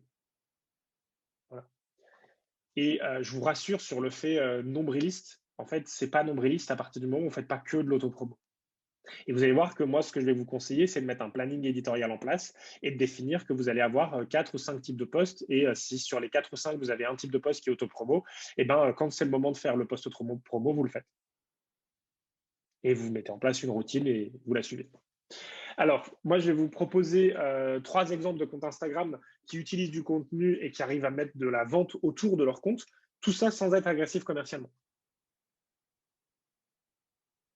Alors, c'est faisable en planifiant votre contenu et potentiellement en étant un peu, en prenant les moments sur le vif. Alors, le premier compte et le premier exemple, Sophie Maffolini, qui est docteure et autrice, et elle met en avant ses activités sans livre. Et donc là, vous voyez qu'elle a fait une photo avec une composition, avec un thé, avec son livre, avec une plante. Et l'idée, c'est qu'elle va parler de son livre. Et en fait, surtout, elle va mettre un retour et un témoignage qu'elle a eu. Et donc, c'est pas en mode salut, regarde, tu as mon livre, achète, achète, achète. Non, c'est voilà, j'ai eu un retour de quelqu'un qui a lu mon livre et voilà l'histoire qu'il nous a partagée. Et moi, je voulais vous la faire partager. Donc, on est dans l'autopromo, mais c'est subtil. Donc, ça peut être un retour client, un témoignage, quelque chose que vous vivez. Inès, qui va vous proposer, donc elle va mettre en avant sa revue de presse. Et en fait, elle a eu une interview et donc elle va mettre en avant l'interview. Et le fait qu'elle ait été interviewée, donc ça permet de se mettre en avant et de la rendre crédible. Pareil, format autopromo. Nova Bien-être, qui partage un peu de son quotidien. Et donc, elle, c'est coach bien-être et alimentation. Et là, elle fait une photo mode selfie à la salle. Et globalement, c'est en gros, je bosse tous les jours pour devenir une meilleure version de moi-même. Donc là, c'est pareil, on est sur l'autopromo et on se met en avant personnellement et ça n'empêche que ça fonctionne. Le quatrième type de contenu, c'est le contenu type personal branding. Personal branding, en fait, c'est la pratique qui consiste aux individus de se promouvoir soi-même, son image et ses compétences. Et l'idée, c'est qu'en fait, actuellement, on utilise ce genre de technique pour promouvoir une marque. Et l'idée, c'est que l'individu ou la personne devienne elle-même une marque. Alors, en fonction de la manière dont vous incarnez votre marque, est-ce que vous allez être présent en tant que personne et vous allez vous mettre en avant en tant que dirigeant ou dirigeante de votre entreprise ou pas? Ça, c'est des choix à faire. Il y en a certains qui font du personal branding sur eux-mêmes et qui vont construire leur marque à partir de ça. Il y en a certains qui vont travailler sur leur marque et puis à un moment, leur marque personnelle, et puis à un moment, ils vont créer leur marque d'entreprise. Et puis, il y en a d'autres qui vont créer un personnage fictif et ils vont travailler sur le personal branding de leur personnage fictif. Et on pourrait très bien imaginer que votre personnage fictif soit présent à différents endroits dans le monde et que vous lui racontiez sa vie. On peut même imaginer que votre personnage fictif ait son propre compte. Alors, personnage fictif, en général, on appelle ça une mascotte. Alors, le contenu. Il faut garder en tête que le contenu personal branding, même si votre marque, c'est une marque posée, le fait de montrer vos collaborateurs, votre équipe, vous-même, vos fournisseurs, en fait, vous allez avoir plus d'engagement parce que les utilisateurs d'Instagram aiment les humains. Et donc, si de temps en temps, vous vous montrez, même si votre marque est très forte et que vous ne voulez pas vous mettre en avant, c'est important, en tant que personne, c'est important de montrer l'envers du décor et de montrer des humains. Vous êtes en train de bosser sur la nouvelle version de votre site internet, vous êtes en train de bosser sur le nouveau produit qui va sortir, vous voulez faire un peu de teasing, vous pouvez très bien faire un teasing avec une image composée, avec un carnet de notes sur une table, posé à côté d'un mug de thé, okay, c'est possible, mais vous pouvez aussi montrer une équipe en train de travailler autour d'une table. Voilà. Et ça fonctionne. L'idée, c'est de dévoiler les coulisses de votre entreprise avec des photos de toi, de ton équipe, mais aussi potentiellement des vidéos ou ta voix sur une bonne son. Tout ça, ça va créer une certaine forme d'intimité. Et tout ça, ça donne une dimension qui est différente à ta marque. Alors, je comprends, il y en a certains d'entre vous qui n'auront pas envie de montrer votre tête. En fait, déjà, vous n'êtes pas obligé de le faire. Et puis, il y a des manières un peu plus subtiles que de montrer son visage ou de s'exposer en story. Vous pouvez très bien faire une visite de votre entrepôt et qu'on entende votre voix et qu'on ne vous voit pas et qu'on voit votre entrepôt. Vous pouvez très bien faire des interviews de personnes de votre entreprise sans forcément que ce soit vous. On peut imaginer plein de choses. On peut imaginer que votre voix, par exemple.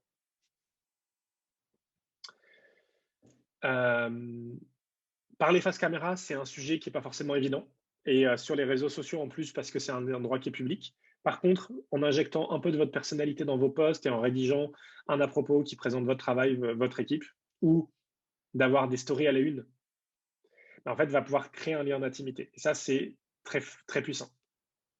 Donc, en rédigeant votre bio unique et attractif sur Instagram, tu vas te démarquer et tu peux aussi ajouter une touche personnelle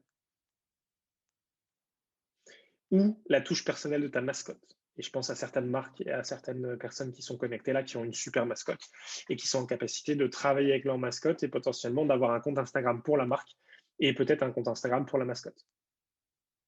Alors, c'est double boulot. Mais par contre, ça peut être aussi double rentabilité si les gens s'accrochent à la mascotte.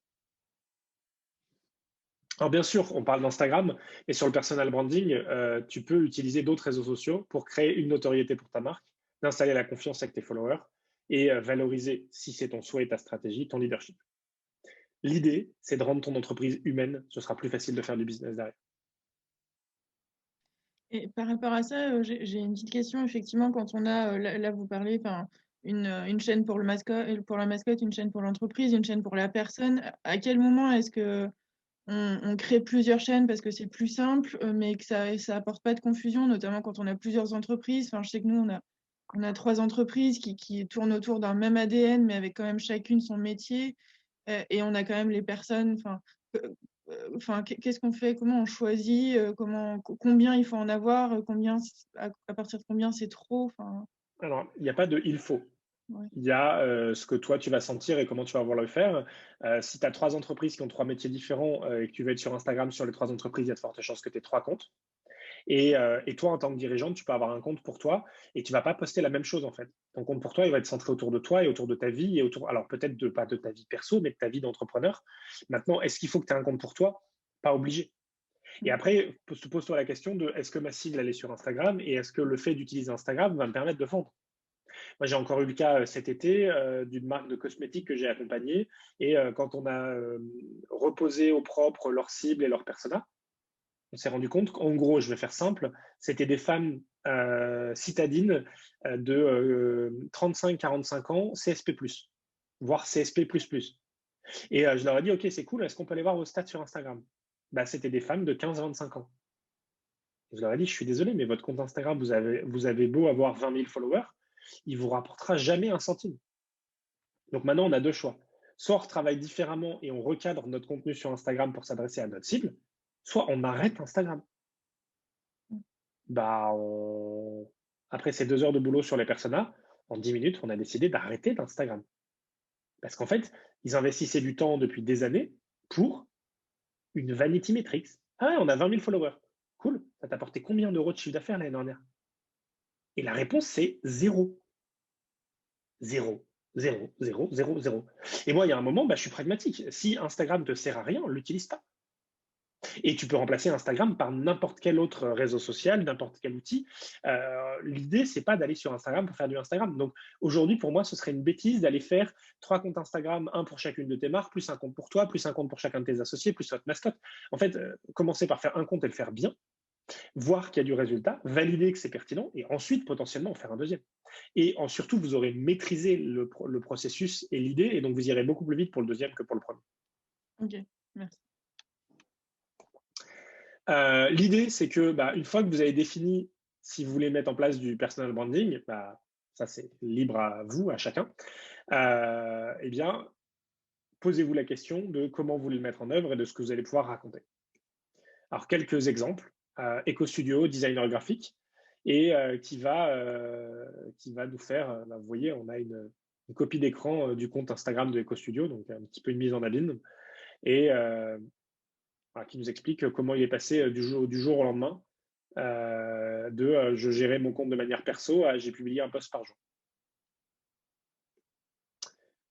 Leader ou Celebrate, alors je ne sais pas si vous avez l'habitude de voir des photos un peu auto-centrées où je fais une photo en mode selfie, je regarde l'écran, je regarde la caméra, ou je fais une photo posée.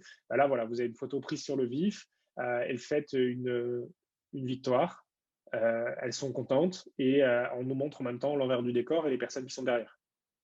Et on a le droit de sortir du cadre. On n'est pas obligé de faire une photo bien habillée comme ça devant la caméra, de la prendre 50 fois parce qu'on n'a pas posé comme il faut, parce qu'on n'a pas les yeux ouverts. Non, les photos prises sur le vif, ça peut être sympa. Et globalement, votre banque d'images, elle sert aussi à ça. Globalement, le fait d'avoir votre smartphone sur vous et d'être en capacité de prendre des photos régulièrement et ensuite de faire le tri. Au moment où vous allez prendre la photo, vous ne savez pas si vous allez l'utiliser. Prenez-la et puis vous ferez le tri après. Et puis là, un retour d'expérience d'un magazine qui nous fait un retour d'expérience sur, en gros, une soirée qu'elle a vécue la veille.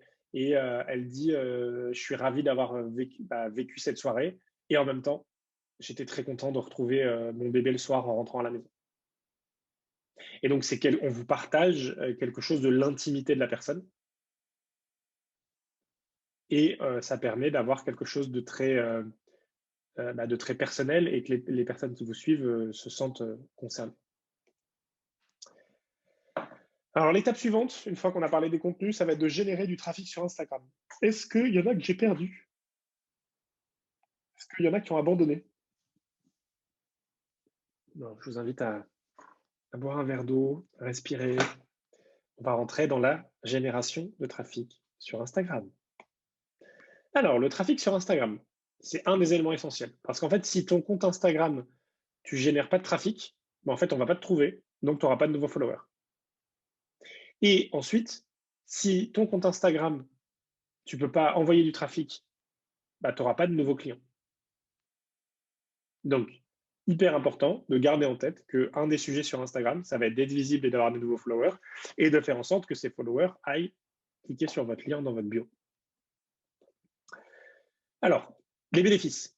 En fait, si tu as une bonne stratégie de trafic, tu vas pouvoir faire connaître ton activité, ta marque, ton site web, ton blog, l'application de podcast sur laquelle tu publies tes émissions, ton logiciel de réservation de séance si tu es coach, ta page de demande de devis, ta boutique en ligne, etc., etc.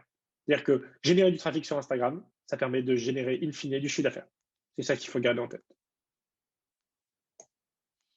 Alors, l'algorithme, la fameuse boîte noire de l'algorithme qui fait écrire énormément d'encre et dont beaucoup qui se disent spécialistes disent beaucoup de conneries dessus parce qu'en fait, il y a beaucoup de fantasmes derrière l'algorithme. En fait, c'est quoi un algorithme? Un algorithme, c'est un ensemble de règles qui va permettre à Instagram d'optimiser l'affichage des publications sur votre fil d'actualité. Globalement, c'est ce qui va décider de ce qu'un utilisateur verra dans son feed au moment où il va ouvrir le compte Instagram. C'est-à-dire que si là, maintenant, tout de suite, vous prenez votre smartphone et que vous ouvrez votre application Instagram, à ce moment-là, instantanément, Instagram décide de ce qu'il va vous afficher. Et ça dépend de l'algorithme. Donc, la première chose, c'est que 10 à 20% de vos abonnés voient effectivement vos publications. Dit autrement, le reach organique d'Instagram est entre 10 et 20%.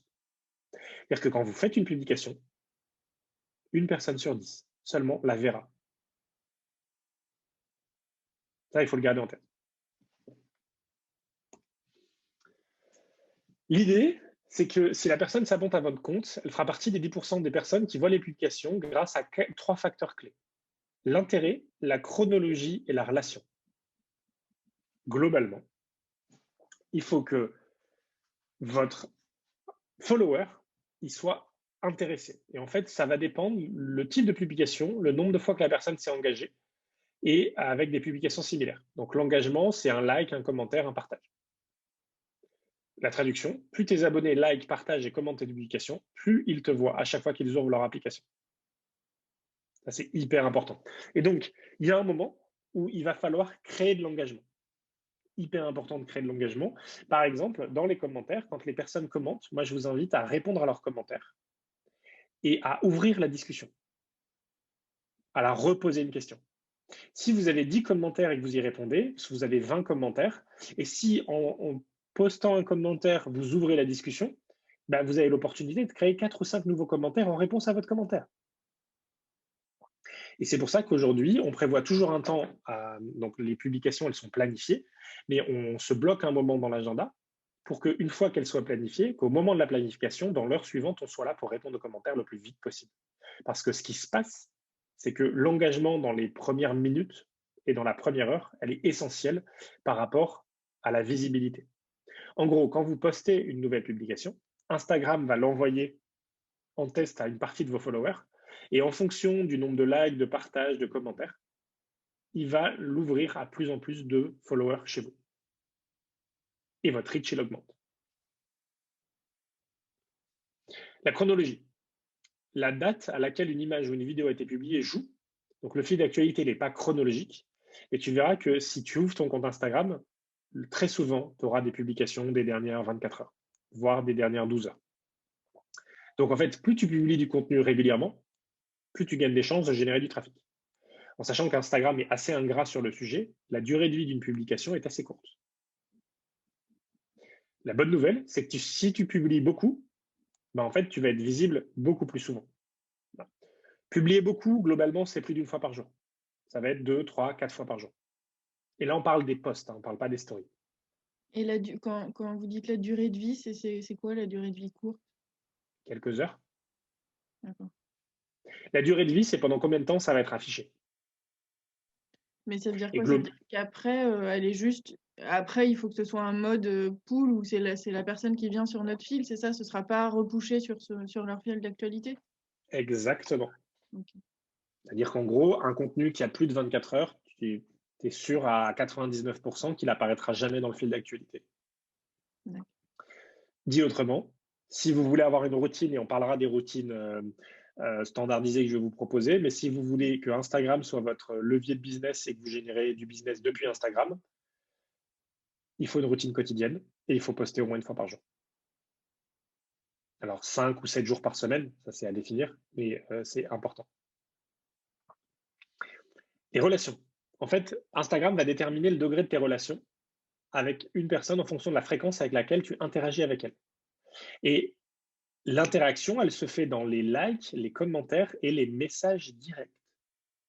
Répondez à votre messagerie et ayez toujours en tête d'ouvrir la discussion. Ne répondez pas en fermant la discussion. Répondez aux questions qu'on vous pose dans la messagerie et derrière, ouvrez. Merci pour ton retour sur mon dernier post. Je vois que ça t'a plu. Qu'est-ce que tu aimerais qu'on écrive à l'avenir? Ou est-ce que tu as déjà essayé notre produit? Pas dans le but de te le vendre, dans le but de te faire parler. Parce que la personne qui va écrire un nouveau message, je vais pouvoir rééchanger, faire du ping-pong avec, et Instagram va déterminer qu'on a un degré de relation plus proche. Plus tu as d'affinités mutuelles avec un autre abonné, plus vous verrez vos publications communes en priorité sur Insta. On le verra tout à l'heure avec la routine, mais il va falloir aussi aller suivre d'autres comptes, interagir avec eux, commenter et liker. Alors d'autres critères, l'engagement. L'engagement que génèrent tes publications dans les heures qui suivent sa publication, forcément, va augmenter votre visibilité. Le nombre de fois où ton contenu a été sauvegardé par tes followers. Instagram estime que ton contenu est de qualité s'il a été sauvegardé souvent ou beaucoup de fois. La régularité, si tu publies de façon régulière sans trop d'interruptions, et la croissance de ton compte. Ça, c'est des critères qui sont pris en compte par l'algorithme pour décider s'il va afficher votre publication dans le feed de vos followers. Et tout ça, follower par follower. Alors, deuxième sujet pour générer du trafic sur Instagram, les hashtags. Même si tu n'utilises pas souvent le moteur de recherche Instagram, en fait, il y a beaucoup d'utilisateurs qui le font et qui ont hâte de découvrir ton contenu. Le premier levier pour générer du trafic, c'est l'utilisation intelligente des hashtags. Vous allez voir qu'il y a toute une stratégie qu'on peut monter autour des hashtags. Alors, déjà, à quel endroit tu peux mettre tes hashtags? Alors, tu peux en mettre un ou deux dans ta bio. Sache que juste, ils ne ressortent pas dans le moteur de recherche. C'est-à-dire que les hashtags de ta bio ne seront pas pris en compte dans le moteur de recherche. Dans la description de ton post, tu peux mettre entre 15 et 30 hashtags. Grand maximum. N'en mets pas plus. Après, tu passes pour un spammer auprès de Instagram. Et tu peux en mettre entre 1 et 10 dans tes stories. Donc, deux manières pour les stories, soit le sticker hashtag, soit l'outil texte. Alors, comment on trouve ces hashtags? Donc, il y a 2-3 manières. Alors déjà, la première chose, c'est attention aux hashtags que vous utilisez. Ayez un hashtag cohérent. C'est-à-dire que si vous utilisez le hashtag chaton et que tu publies la photo d'une fabrication d'une jupe, ton hashtag, il n'est pas cohérent et ça se verra vite. Et en fait, comment ça se verra? Je vais cliquer sur le hashtag chaton en tant qu'utilisateur, puis je vais quitter rapidement ta photo sans l'aimer ou sans interagir. Et Instagram va se rendre compte qu'en fait, le hashtag qui est utilisé, il n'est juste pas adapté. Et il doit être cohérent avec ta cible. Donc, 3 manières de faire. Le moteur de recherche Instagram, les hashtags utilisés par les influenceurs ou les concurrents, et en utilisant des outils faits pour ça, dont on va parler aujourd'hui. Alors, le moteur de recherche. La première chose, c'est que tu veux taper un mot-clé relatif à ton secteur et appuyer sur l'icône hashtag, le dièse, et Instagram va générer une liste de hashtags correspondant à ta requête. En cliquant sur un de ces hashtags, Instagram continue à te faire des suggestions.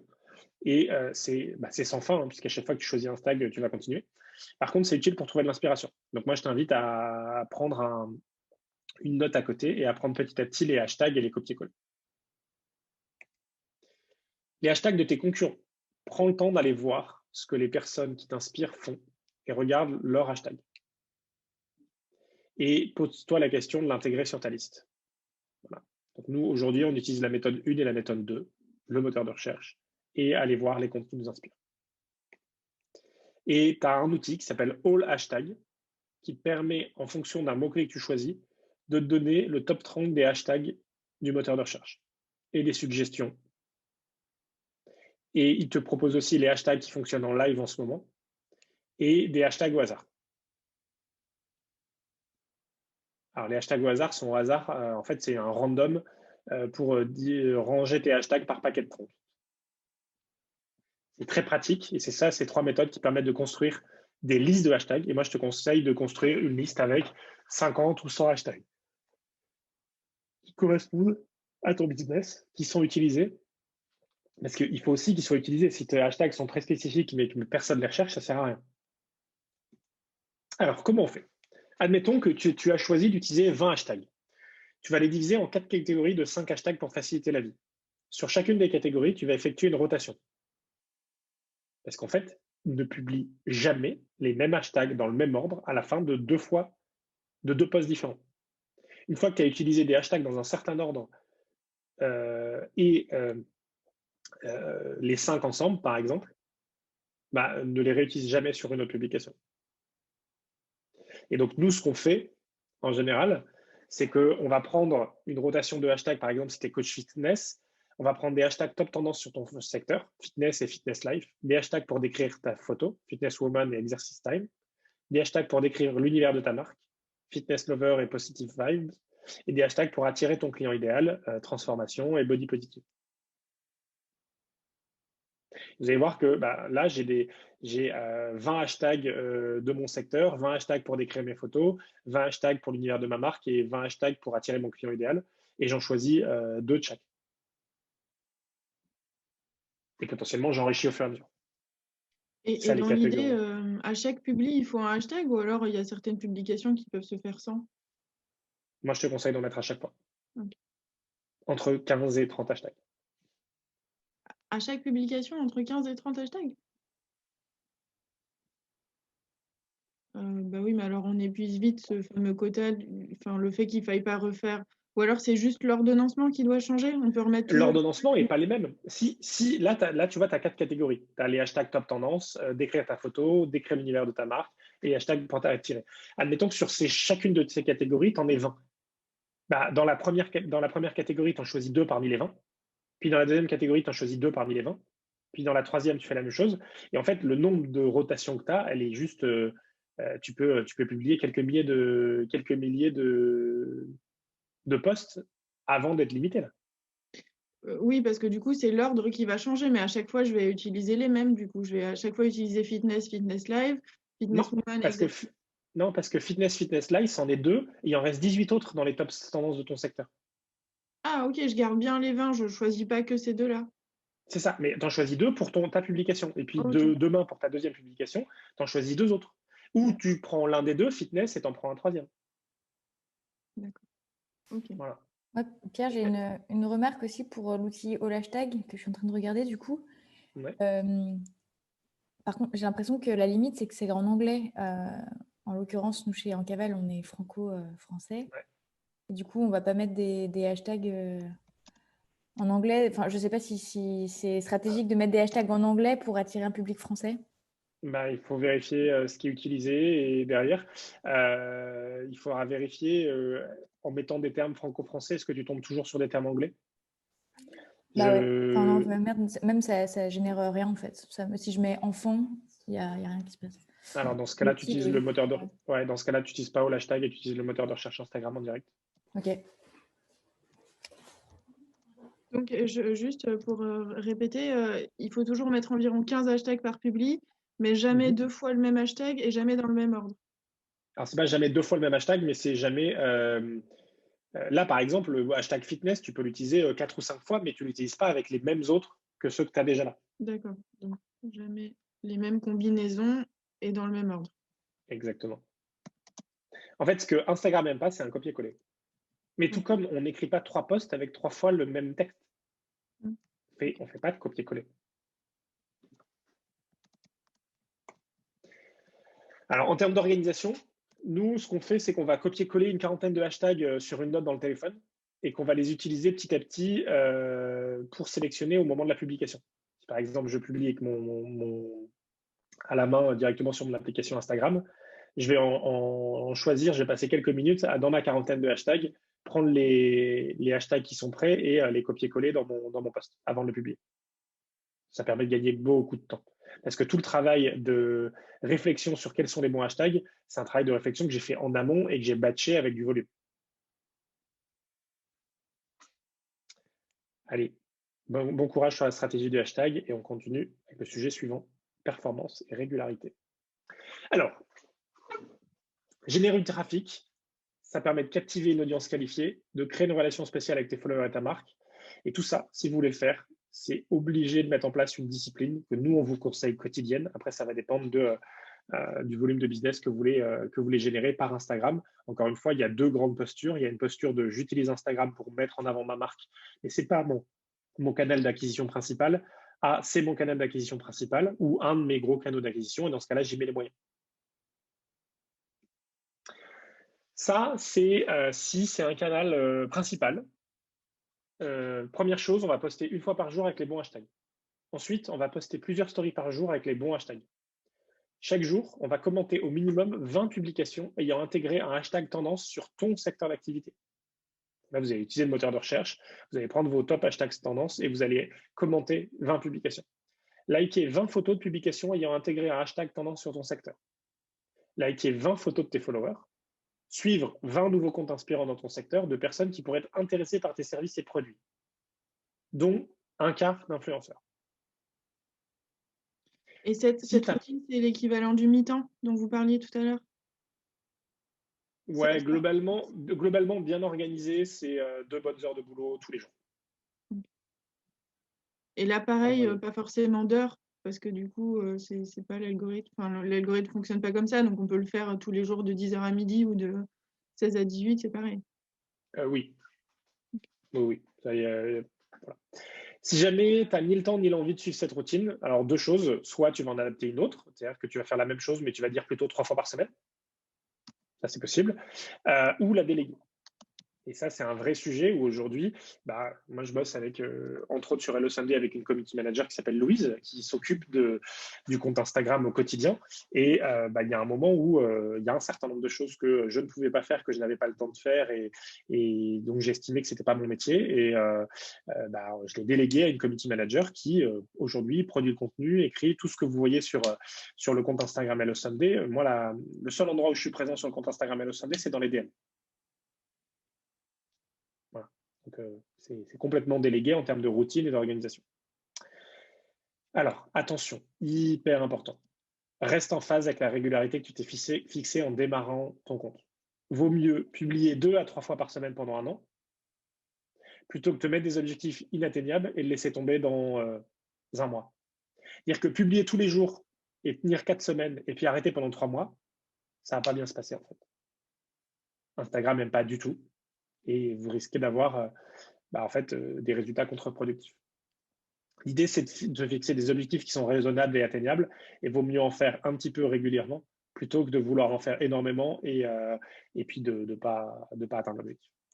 Et par rapport à cet algorithme, au rythme des publications, etc., est-ce que, vu qu'on a un planning éditorial sur 12 mois, mettons, en dehors de ce côté actualité et tout, est-ce que ça peut être des flux automatiques, des publications automatiques générées par un outil no-code, ce genre de choses, ou alors Instagram n'aime pas du tout non plus, il faut que ce soit la personne qui se connecte Aujourd'hui, tu as quelques applications comme Later ou Buffer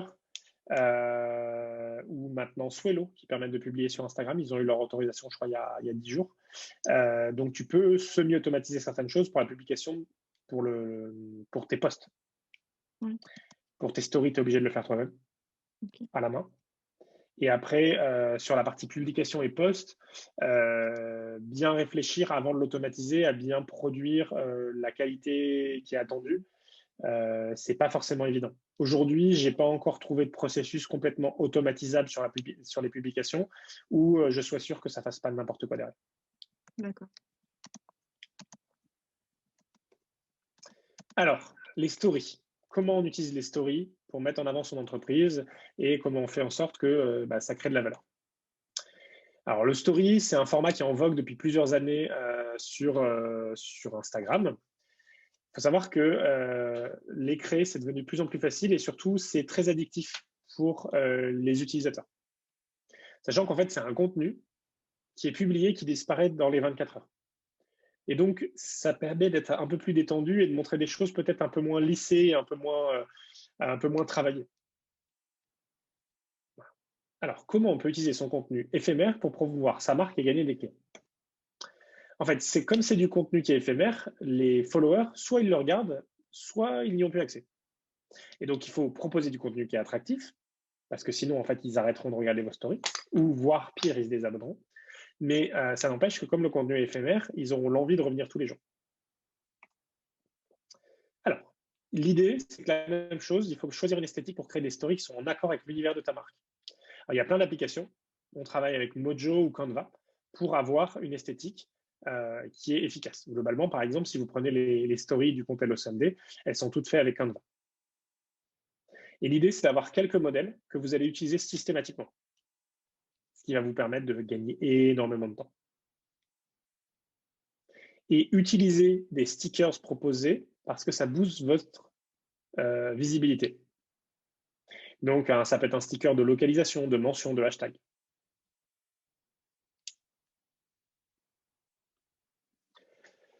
Tu peux partager des tutoriels ou des conseils courts que tes followers peuvent implémenter maintenant. Tu peux mettre un compte, par exemple, qui met ses plus beaux conseils de voyage en story à la une. Donc, la story à la une permet que votre story ne disparaisse pas au bout de 24 heures. Ne publie pas 50 stories par jour. En fait, 2 ou 3 stories par jour, c'est pas mal. 4 ou 5 peut-être. Quand c'est trop long, en fait, les followers n'iront pas voir tes dernières stories. Et donc, si tes stories ne sont pas vues, ça donne un signal à Instagram qui est, en gros, tes stories ne sont pas intéressantes. Donc, si tu publies 50 stories ou 45 stories, il y a de fortes chances qu'à partir de la 30e, les gens ne regardent pas. Donc, c'est pour ça que nous, ce qu'on dit, c'est maximum 10 par jour. Et utilise la fonctionnalité question ou sondage pour interagir avec tes followers. Et insère des hashtags dans ta story et tu permettras à plus de gens de découvrir ton contenu. Et, in fine, ton entreprise. L'idée, c'est de partager ton monde et ton entreprise avec les 500 millions de personnes qui sont sur les stories et avoir une stratégie de highlight sur ces fameuses stories à la une. Donc, les highlights, c'est les stories à la une. Et donc, petit à petit, il y a peut-être certaines stories ou certaines histoires que vous aurez racontées sur lesquelles vous aurez eu pas mal de retours que vous auriez envie de mettre à la une et qu'on pourra voir parce que c'est aussi la possibilité de revenir sur des choses que vous avez vécues par le passé. J'ai une petite question. On est d'accord que Insta, c'est juste de la captation, hein. Il y a pas, c'est pas comme YouTube avec un système de rémunération au clic ou ce genre de choses. C'est vraiment juste de la découverte en vue de convertir les leads après. Exactement. Aujourd'hui, il n'y a aucun moyen de se faire rémunérer directement sur Instagram. Ok, donc ce lien dont on parlait au début qui renvoie vers un site ou vers quelque chose, c'est quand même hyper important. Enfin, il faut qu'il y ait un moment, on puisse avoir ce chemin de conversion du coup. Il est essentiel et comme c'est l'unique lien, surtout pour les comptes en dessous de 10 000 followers, il est essentiel que ce lien soit choisi avec attention et on ne veut pas renvoyer sur n'importe quoi. Ok. Et la stratégie, elle change. Moi, je vois des gens qui changent régulièrement le lien de leur bio pour mettre le dernier article de blog. Je trouve ça compliqué parce que déjà, il faut changer le lien de la bio. Mais globalement, renvoyer sur l'abonnement à une mailing list, renvoyer sur la page d'accueil du site, renvoyer sur le site e-commerce, renvoyer sur le produit que vous vendez en ce moment parce que vous avez un produit événementiel. Voilà. D'accord. Donc, si vous le faites... Renvoyer sur la page de e-commerce direct, ça va, c'est pas trop racoleur. Non, parce que c'est clair à partir du moment où on a compris sur la bio et que les éléments sont clairs. Mais si par exemple vous avez un produit que vous sortez à un moment précis, vous allez le sortir et vous allez en parler sur toutes vos publications pendant 2 mois et toutes vos stories pendant 2 mois. Et par exemple, il y a une précommande, vous pouvez mettre le lien vers votre précommande. Okay. Ou le lien vers une page qui me permet d'avoir me laisser mon email pour être tenu au courant de la sortie. D'accord. Et par rapport à ce côté un peu actu et tout, combien de temps, enfin là, 2 mois, ça me semble très long, non? Les personnes décrochent peut-être, de se dire ça arrivera que dans 2 mois. Est-ce qu'il y a des délais plus courts qu'on doit se fixer quand on est sur les réseaux sociaux? Non, sur un teasing et sur un crowdfunding, par exemple? Ouais. Globalement, ça va dépendre de ta campagne de crowdfunding et ça ne dépend pas d'Instagram à ce moment-là. Par contre, ça peut être un produit que tu lances et tu vas faire une campagne de lancement pendant 1 mois ou 2 mois. Et donc, dans ce cas, tu vas changer le lien de ta bio vers ta page produit, que je peux acheter, hein, pas forcément en précommande, hein, ça peut être de l'achat direct. Et si toutes tes publications tournent autour, régulièrement dans tes publications, tu vas pouvoir faire de l'autopromo et ton autopromo, tu vas dire lien en bio. D'accord. Voilà. Et quand tu auras fini ta session de vente, tu vas repasser avec un lien peut-être à nouveau sur ta page accueil ou vers une page qui te permet de t'inscrire à ta newsletter. Ok. Juste du coup, j'avais une question pour les stories. Oui. Si on part du principe que le reach organique des publications est faible, est-ce qu'on peut utiliser les stories pour mettre en avant une publication? Parce qu'en fait, j'ai l'impression que l'attention des abonnés est beaucoup plus importante sur les stories que du coup sur les publications. Ou alors c'est très mal vu, entre guillemets, Non, ça se fait. En fait, ça se fait beaucoup et tu vas te dire nouvelle publication sur mon compte et tu vas mettre un sujet et tu vas reprendre potentiellement soit une copie d'écran de ta publication, soit un bout de la photo. Ça se fait. Par contre, si tu fais que des stories pour ça, ça va être bizarre. Si tu fais des stories pour raconter l'envers du décor, ton business, etc., et de temps en temps, tu fais une story en disant « Hey, j'ai posté la nouvelle publication », et que tu le fais de manière enthousiaste, ça va être reçu comme quelque chose d'enthousiaste et on va avoir envie d'aller voir ton dernier post. Ok, ça marche. Pierre, du coup, j'ai une question. En fait, la différence, par exemple, avec LinkedIn, où je publie et où ma publication, elle va être montrée à des milliers de gens qui ne sont pas dans mon réseau, sur Instagram, je vais toucher que mes followers. Oui. Donc, j'ai 20 followers, je touche 20 personnes. Donc, en fait, le sujet numéro 1, c'est d'avoir plus de followers avant de faire des belles publis. Le sujet numéro 1, c'est de faire régulièrement des publications avec les bons hashtags pour être trouvé via tes hashtags. Ok. C'est comme ça que j'ai travaillé ma communauté. Oui. Ok.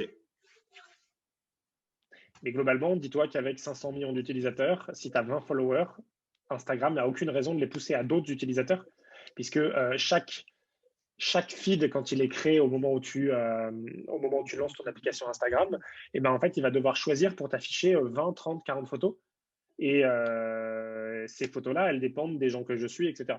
Et donc, forcément, si quelqu'un suit 5 personnes et que toi, tu as 20 followers, il y a de fortes chances qu'elle voit régulièrement tes publications. Okay. Mais si elle suit 1000 personnes, il y a de fortes chances qu'elle ne voit jamais tes publications. Ok.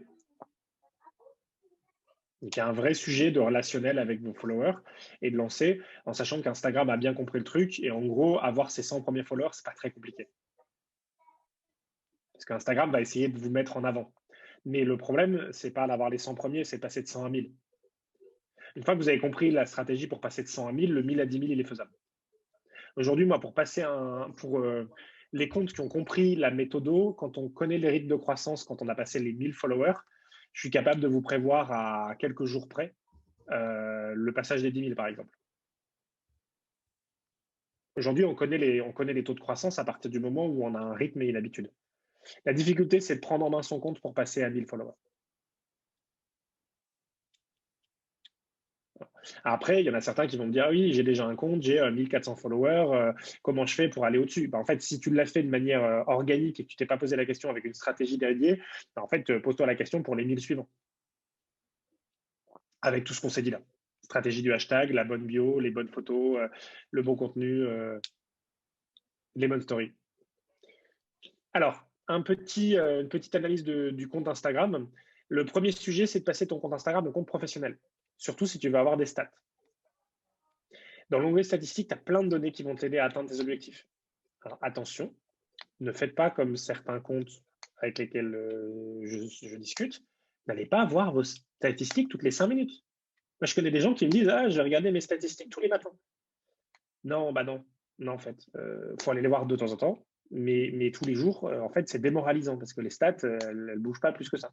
Donc moi, ce que je vous invite, c'est plutôt à aller voir vos statistiques une fois par semaine ou 2 fois par mois. Et toutes ces données vont me permettre de comprendre ce qui fonctionne. Par exemple, tiens, j'ai fait une publication à une heure inhabituelle et cette publication a eu des meilleurs résultats que d'habitude. Bah, dans ce cas-là, peut-être qu'il va falloir changer l'heure à laquelle vous publiez. Donc, adapter ton contenu et ton planning.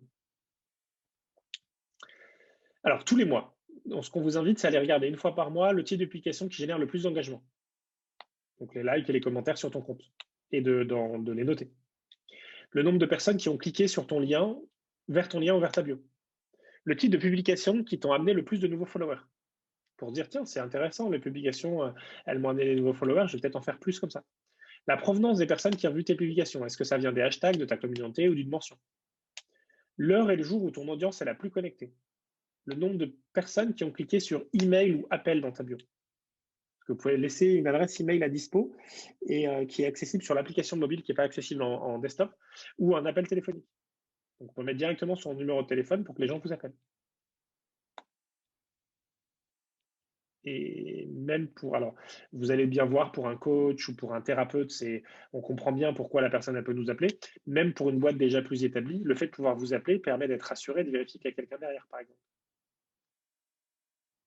Et potentiellement, ça permet de faire vos premières ventes. Et potentiellement, vous allez laisser le numéro de téléphone le temps de comprendre ce qu'attendent vos followers. Profitez de chaque discussion, non pas pour essayer de vendre quelque chose, mais pour créer une relation avec la personne qui vous appelle. L'idée, c'est de définir chaque mois les contenus qui te rapportent le plus de visibilité et s'assurer que ta stratégie Instagram, elle a bien l'impact que tu veux sur tes visiteurs. Le risque, c'est de regarder les chiffres de manière trop peu souvent ou jamais, et donc de passer à côté d'un certain nombre d'éléments qui vont vous permettre d'être efficace. Alors, les erreurs à ne pas faire sur Instagram. Ces erreurs, elles sont tirées de notre vécu et de choses qu'on a essayées, de discussions qu'on a eues, voilà. Et on vous les déconseille fortement et on a testé pour vous et ne le faites pas. Le mass follow-unfollow. Vous allez voir que globalement, il y a pas mal de gens qui vont vous promettre monts et merveilles en vous disant oui, tu peux avoir 10 000 followers d'ici 6 mois ou d'ici 3 mois. Et globalement, les techniques, c'est du mass follow-unfollow. Globalement, ça consiste à suivre plusieurs centaines de comptes Instagram et à se désabonner uniquement des gens qui ne s'abonnent pas en retour. Alors, ça amène beaucoup de nouveaux followers, mais ce n'est pas quali. En fait, c'est la poudre aux yeux. Et Instagram, il est malin et surtout, il est capable de détecter ce genre de choses. Et il peut aller jusqu'à vous bannir. Et Instagram, là où ils sont très forts, c'est qu'ils sont capables de vous bannir sans jamais vous le dire. C'est ce qu'on appelle un shadow ban. Ils sont capables de bannir votre compte, de faire en sorte que votre compte soit plus visible.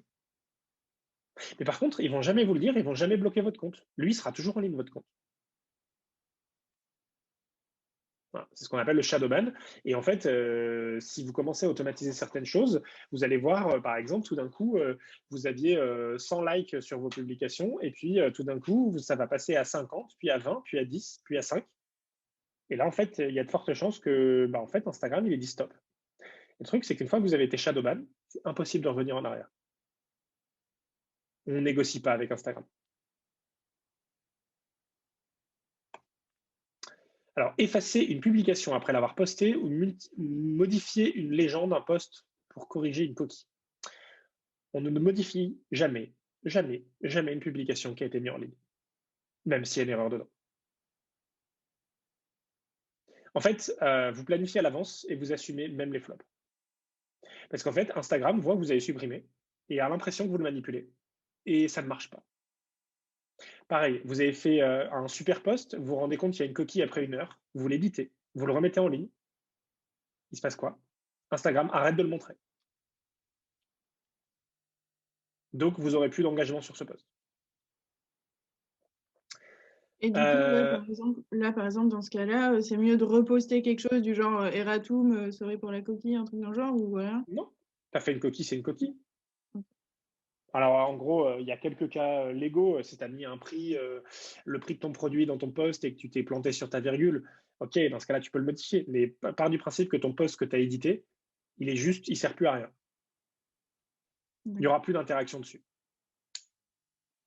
Ne plus être présent sur son compte Instagram pendant plusieurs mois. En gros, je poste beaucoup, puis après, je ne poste plus du tout. En fait, l'engagement diminue et puis c'est très compliqué derrière.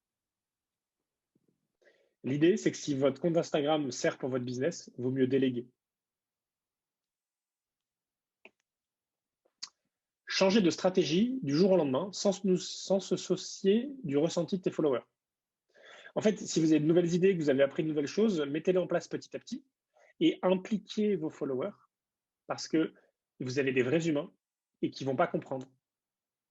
Et peut-être qu'il y a des choses que vous faites aujourd'hui qu'ils aiment bien et qu'il ne faut pas tout jeter.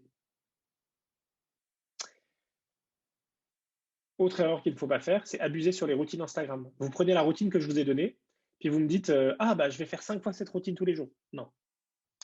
La routine, je vous l'ai donnée, n'en faites pas trop. En fait, vous ne pouvez pas liker plusieurs centaines de publications par jour ou en commenter 100 par heure. Ça devient du spam. Et donc, c'est ce que je vous disais tout à l'heure, le risque, c'est le shadow ban. Donc, ne vous acharnez pas et vaut mieux en faire un petit peu tous les jours. Point numéro 4, acheter des likes ou des abonnés. Alors, déjà, nous, ce n'est pas notre éthique. Et en plus, la plupart du temps, quand tu achètes des abonnés, ils sont fake. Alors, c'est des vrais abonnés, c'est des vrais comptes, mais qui sont de l'autre bout du monde, qui ne sont pas dans ta cible. Et à part avoir une jolie vanity metrics avec un nombre de followers qui augmente, et que Instagram sait très bien que ce n'est pas des followers qui sont les mêmes que tes followers habituels, ça ne sert à rien. Et moi, aujourd'hui, j'ai des gens qui me disent mais Pierre, je ne comprends pas tel compte qui est mon concurrent, qui est machin, voilà. Ils ont plein de followers, ils font comment? En fait, moi, ce que je regarde, c'est l'adéquation entre l'engagement sur les posts, le nombre de commentaires et le nombre de likes, et le nombre de followers. Et on a des abacs. Et globalement, un compte avec 10 000 followers sur lequel il y a 5 commentaires par post, où il y a 25 likes, je peux vous dire que c'est de l'achat de followers. Ça se voit pour un humain. Alors imaginez bien pour un algorithme mathématique. Donc n'achetez pas des likes ou des abonnés, ça ne fonctionne pas et c'est pas rentable sur le long terme. J'ai une question du coup à propos de l'achat d'abonnés et de likes. Enfin, Oui. c'est plus quand on recherche des partenaires sur Instagram pour faire des concours ou ce genre de choses. On se base énormément du coup sur le taux d'engagement, mais en fait, je me suis renseignée sur le sujet et j'ai vu qu'il y avait des choses assez poussées qui permettaient même d'acheter des likes de personnes qui ont comme centre d'intérêt le sujet du compte. Donc en fait, c'est impossible de déterminer un vrai compte fiable. Et je sais qu'il y a HypeAuditor qui permet en fait de savoir si le compte Instagram est fiable. Et en fait, je voulais juste savoir si vous connaissiez un outil qui serait plutôt accessible, parce que HypeAuditor, c'est 200 € par mois, enfin $200, et qui permettrait en fait de savoir à partir du nom d'utilisateur d'un influenceur ou autre si son compte est vraiment fiable ou pas. Le meilleur outil, c'est le moteur de recherche d'Instagram. Il est gratuit. Oui, mais du coup, ils donnent des indications en se basant sur le taux d'engagement, les likes, etc. Et si on part du principe que la personne a acheté des abonnés et qu'elle a acheté aussi des likes, bah, c'est des informations qui sont faussées. Et ça, Oui, Instagram ne peut pas le mais détecter. si Instagram le sait, mais Instagram ne le dira pas parce qu'il ne va pas le dire publiquement et il n'y a aucun outil tierce qui est capable de le savoir.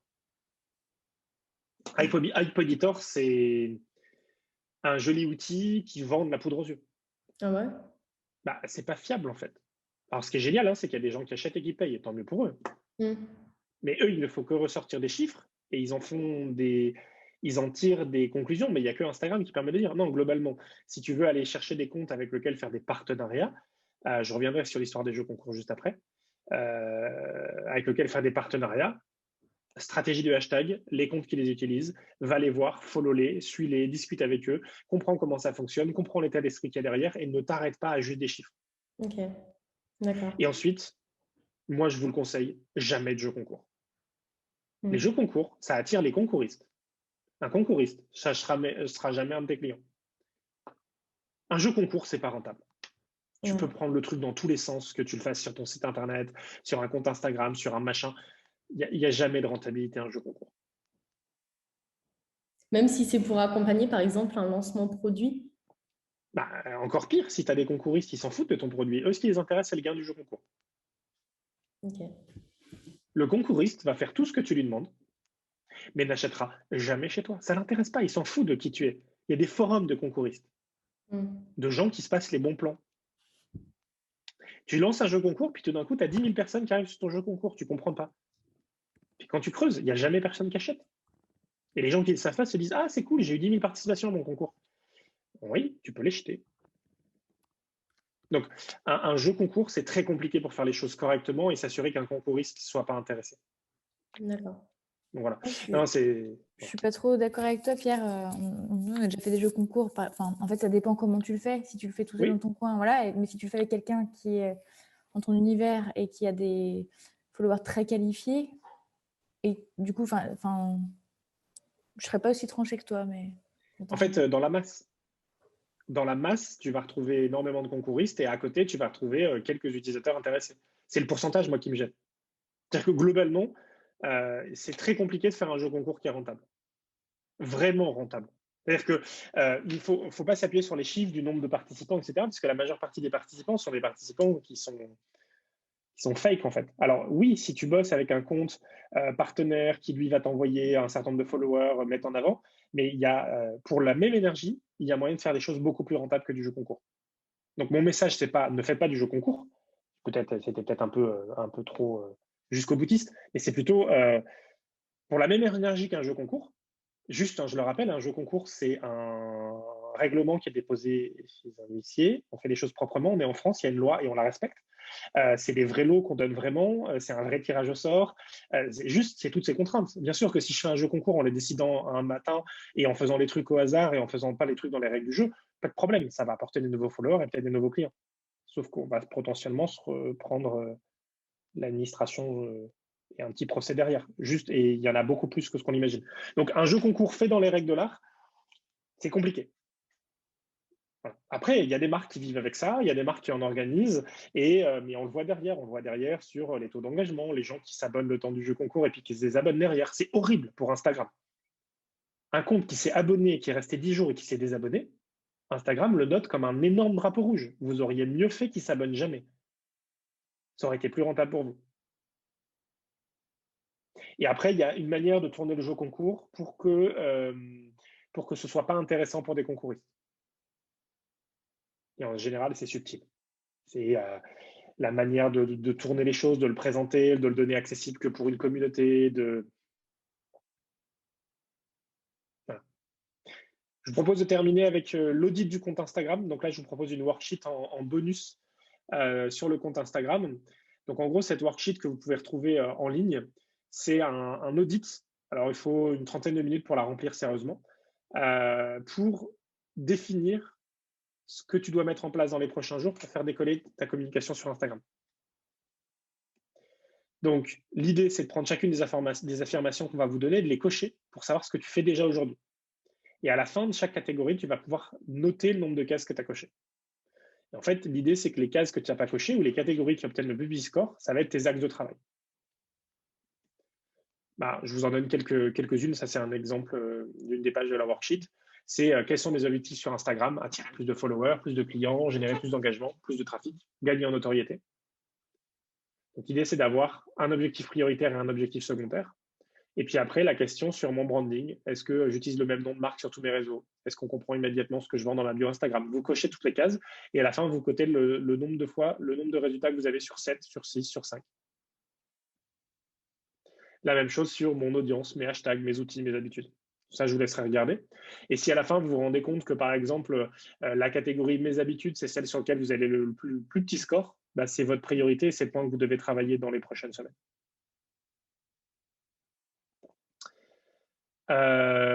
Très rapidement, si ça vous intéresse d'aller plus loin, vous avez une formation en ligne avec un pack de 67 formations avec 10 heures de vidéo.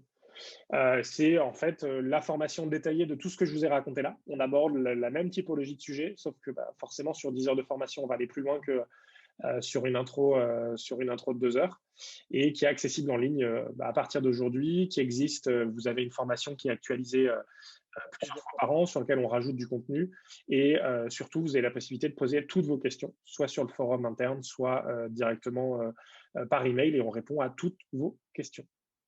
Voilà, sachant que de toute façon, vous aurez les slides si vous voulez aller plus loin. Et si vous voulez nous suivre, vous pouvez nous retrouver sur Instagram sur hello.sunday. On a un site internet et puis vous pouvez retrouver toutes nos formations directement en ligne et on est dispo par mail. Merci. Voilà. C'est incroyable. Merci Pierre. Est-ce que ça vous a appris des choses? Ouais. Ouais. Alexandre, Romy, Oui. Thomas, Vraiment, c'était super. C'est vrai qu'effectivement, on trouve un peu tout et n'importe quoi sur Internet par rapport à Instagram. Donc, ça permet d'avoir les choses à faire et aussi, surtout, les choses à pas faire. Parce que c'est vrai que c'est un peu emmerdant de se faire fermer un compte ou des choses comme ça alors qu'on a bossé dessus, quoi. Il faut savoir qu'il y a 3-4 ans, faire du mass follow, ça marchait, hein. Et c'était ultra rentable parce qu'en fait, Instagram n'avait pas encore sifflé à la fin de la récré. Depuis, ils ont serré la vis et c'est juste, ça se voit très, très vite, quoi. D'accord. Donc, c'est encore une fois, quand vous lisez des astuces, posez-vous toujours la question de déjà quand est-ce qu'elle est sortie et est-ce qu'elle est encore utilisable aujourd'hui. Globalement, sans que ça fasse trop auto-promo, mais on a sur le compte Hello Sunday sur Instagram, on publie régulièrement des tips, des astuces et vous pouvez les utiliser. C'est-à-dire que tout le contenu qu'on publie, c'est du contenu qui vous aide à mieux utiliser votre compte Instagram. Et à chaque fois, c'est des choses qui sont actionnables tout de suite. Voilà. Et sur le blog, on publie des choses petit à petit avec des applications qu'on teste, des retours d'expérience, des interviews, d'autres trucs et astuces, des modes opératoires. Voilà. On bosse dessus. Et puis, on a une mailing list où on publie de temps en temps du contenu. Mais je vous disais tout à l'heure, on recycle beaucoup de notre contenu. Donc, vous pouvez nous rejoindre aussi sur la mailing list si vous voulez. Et après, vous allez voir qu'il y a du contenu qui est à peu près similaire, mais qu'on ne l'aborde pas de la même manière, par exemple. Là, la formation que vous venez voir sous la forme de 2 heures de formation, c'est un cours qui existe aussi par email, qu'il faut que je finisse de remettre au propre et que je vais remettre par email sous un format 16 ou 17 emails que vous pouvez recevoir. Alors, il n'existe pas, il n'est pas encore en ligne, mais qui est un cours par email qu'on va remettre au propre là prochainement. Donc voilà, il y a pas mal de sujets qu'on peut imaginer ensemble. Ok. Merci beaucoup. Merci d'avoir participé à cette session. Et puis, si vous avez d'autres questions, je reste à dispo. Et soit par mail, soit sur les réseaux sociaux, ça peut être directement sur Instagram ou dans la vraie vie. Ça marche. Merci beaucoup. Bonne journée. Merci beaucoup. Avec plaisir. C'est top. Au revoir. Merci beaucoup. À bonne bientôt. journée. Au revoir. Au revoir. Merci Pierre. Laurent. Merci.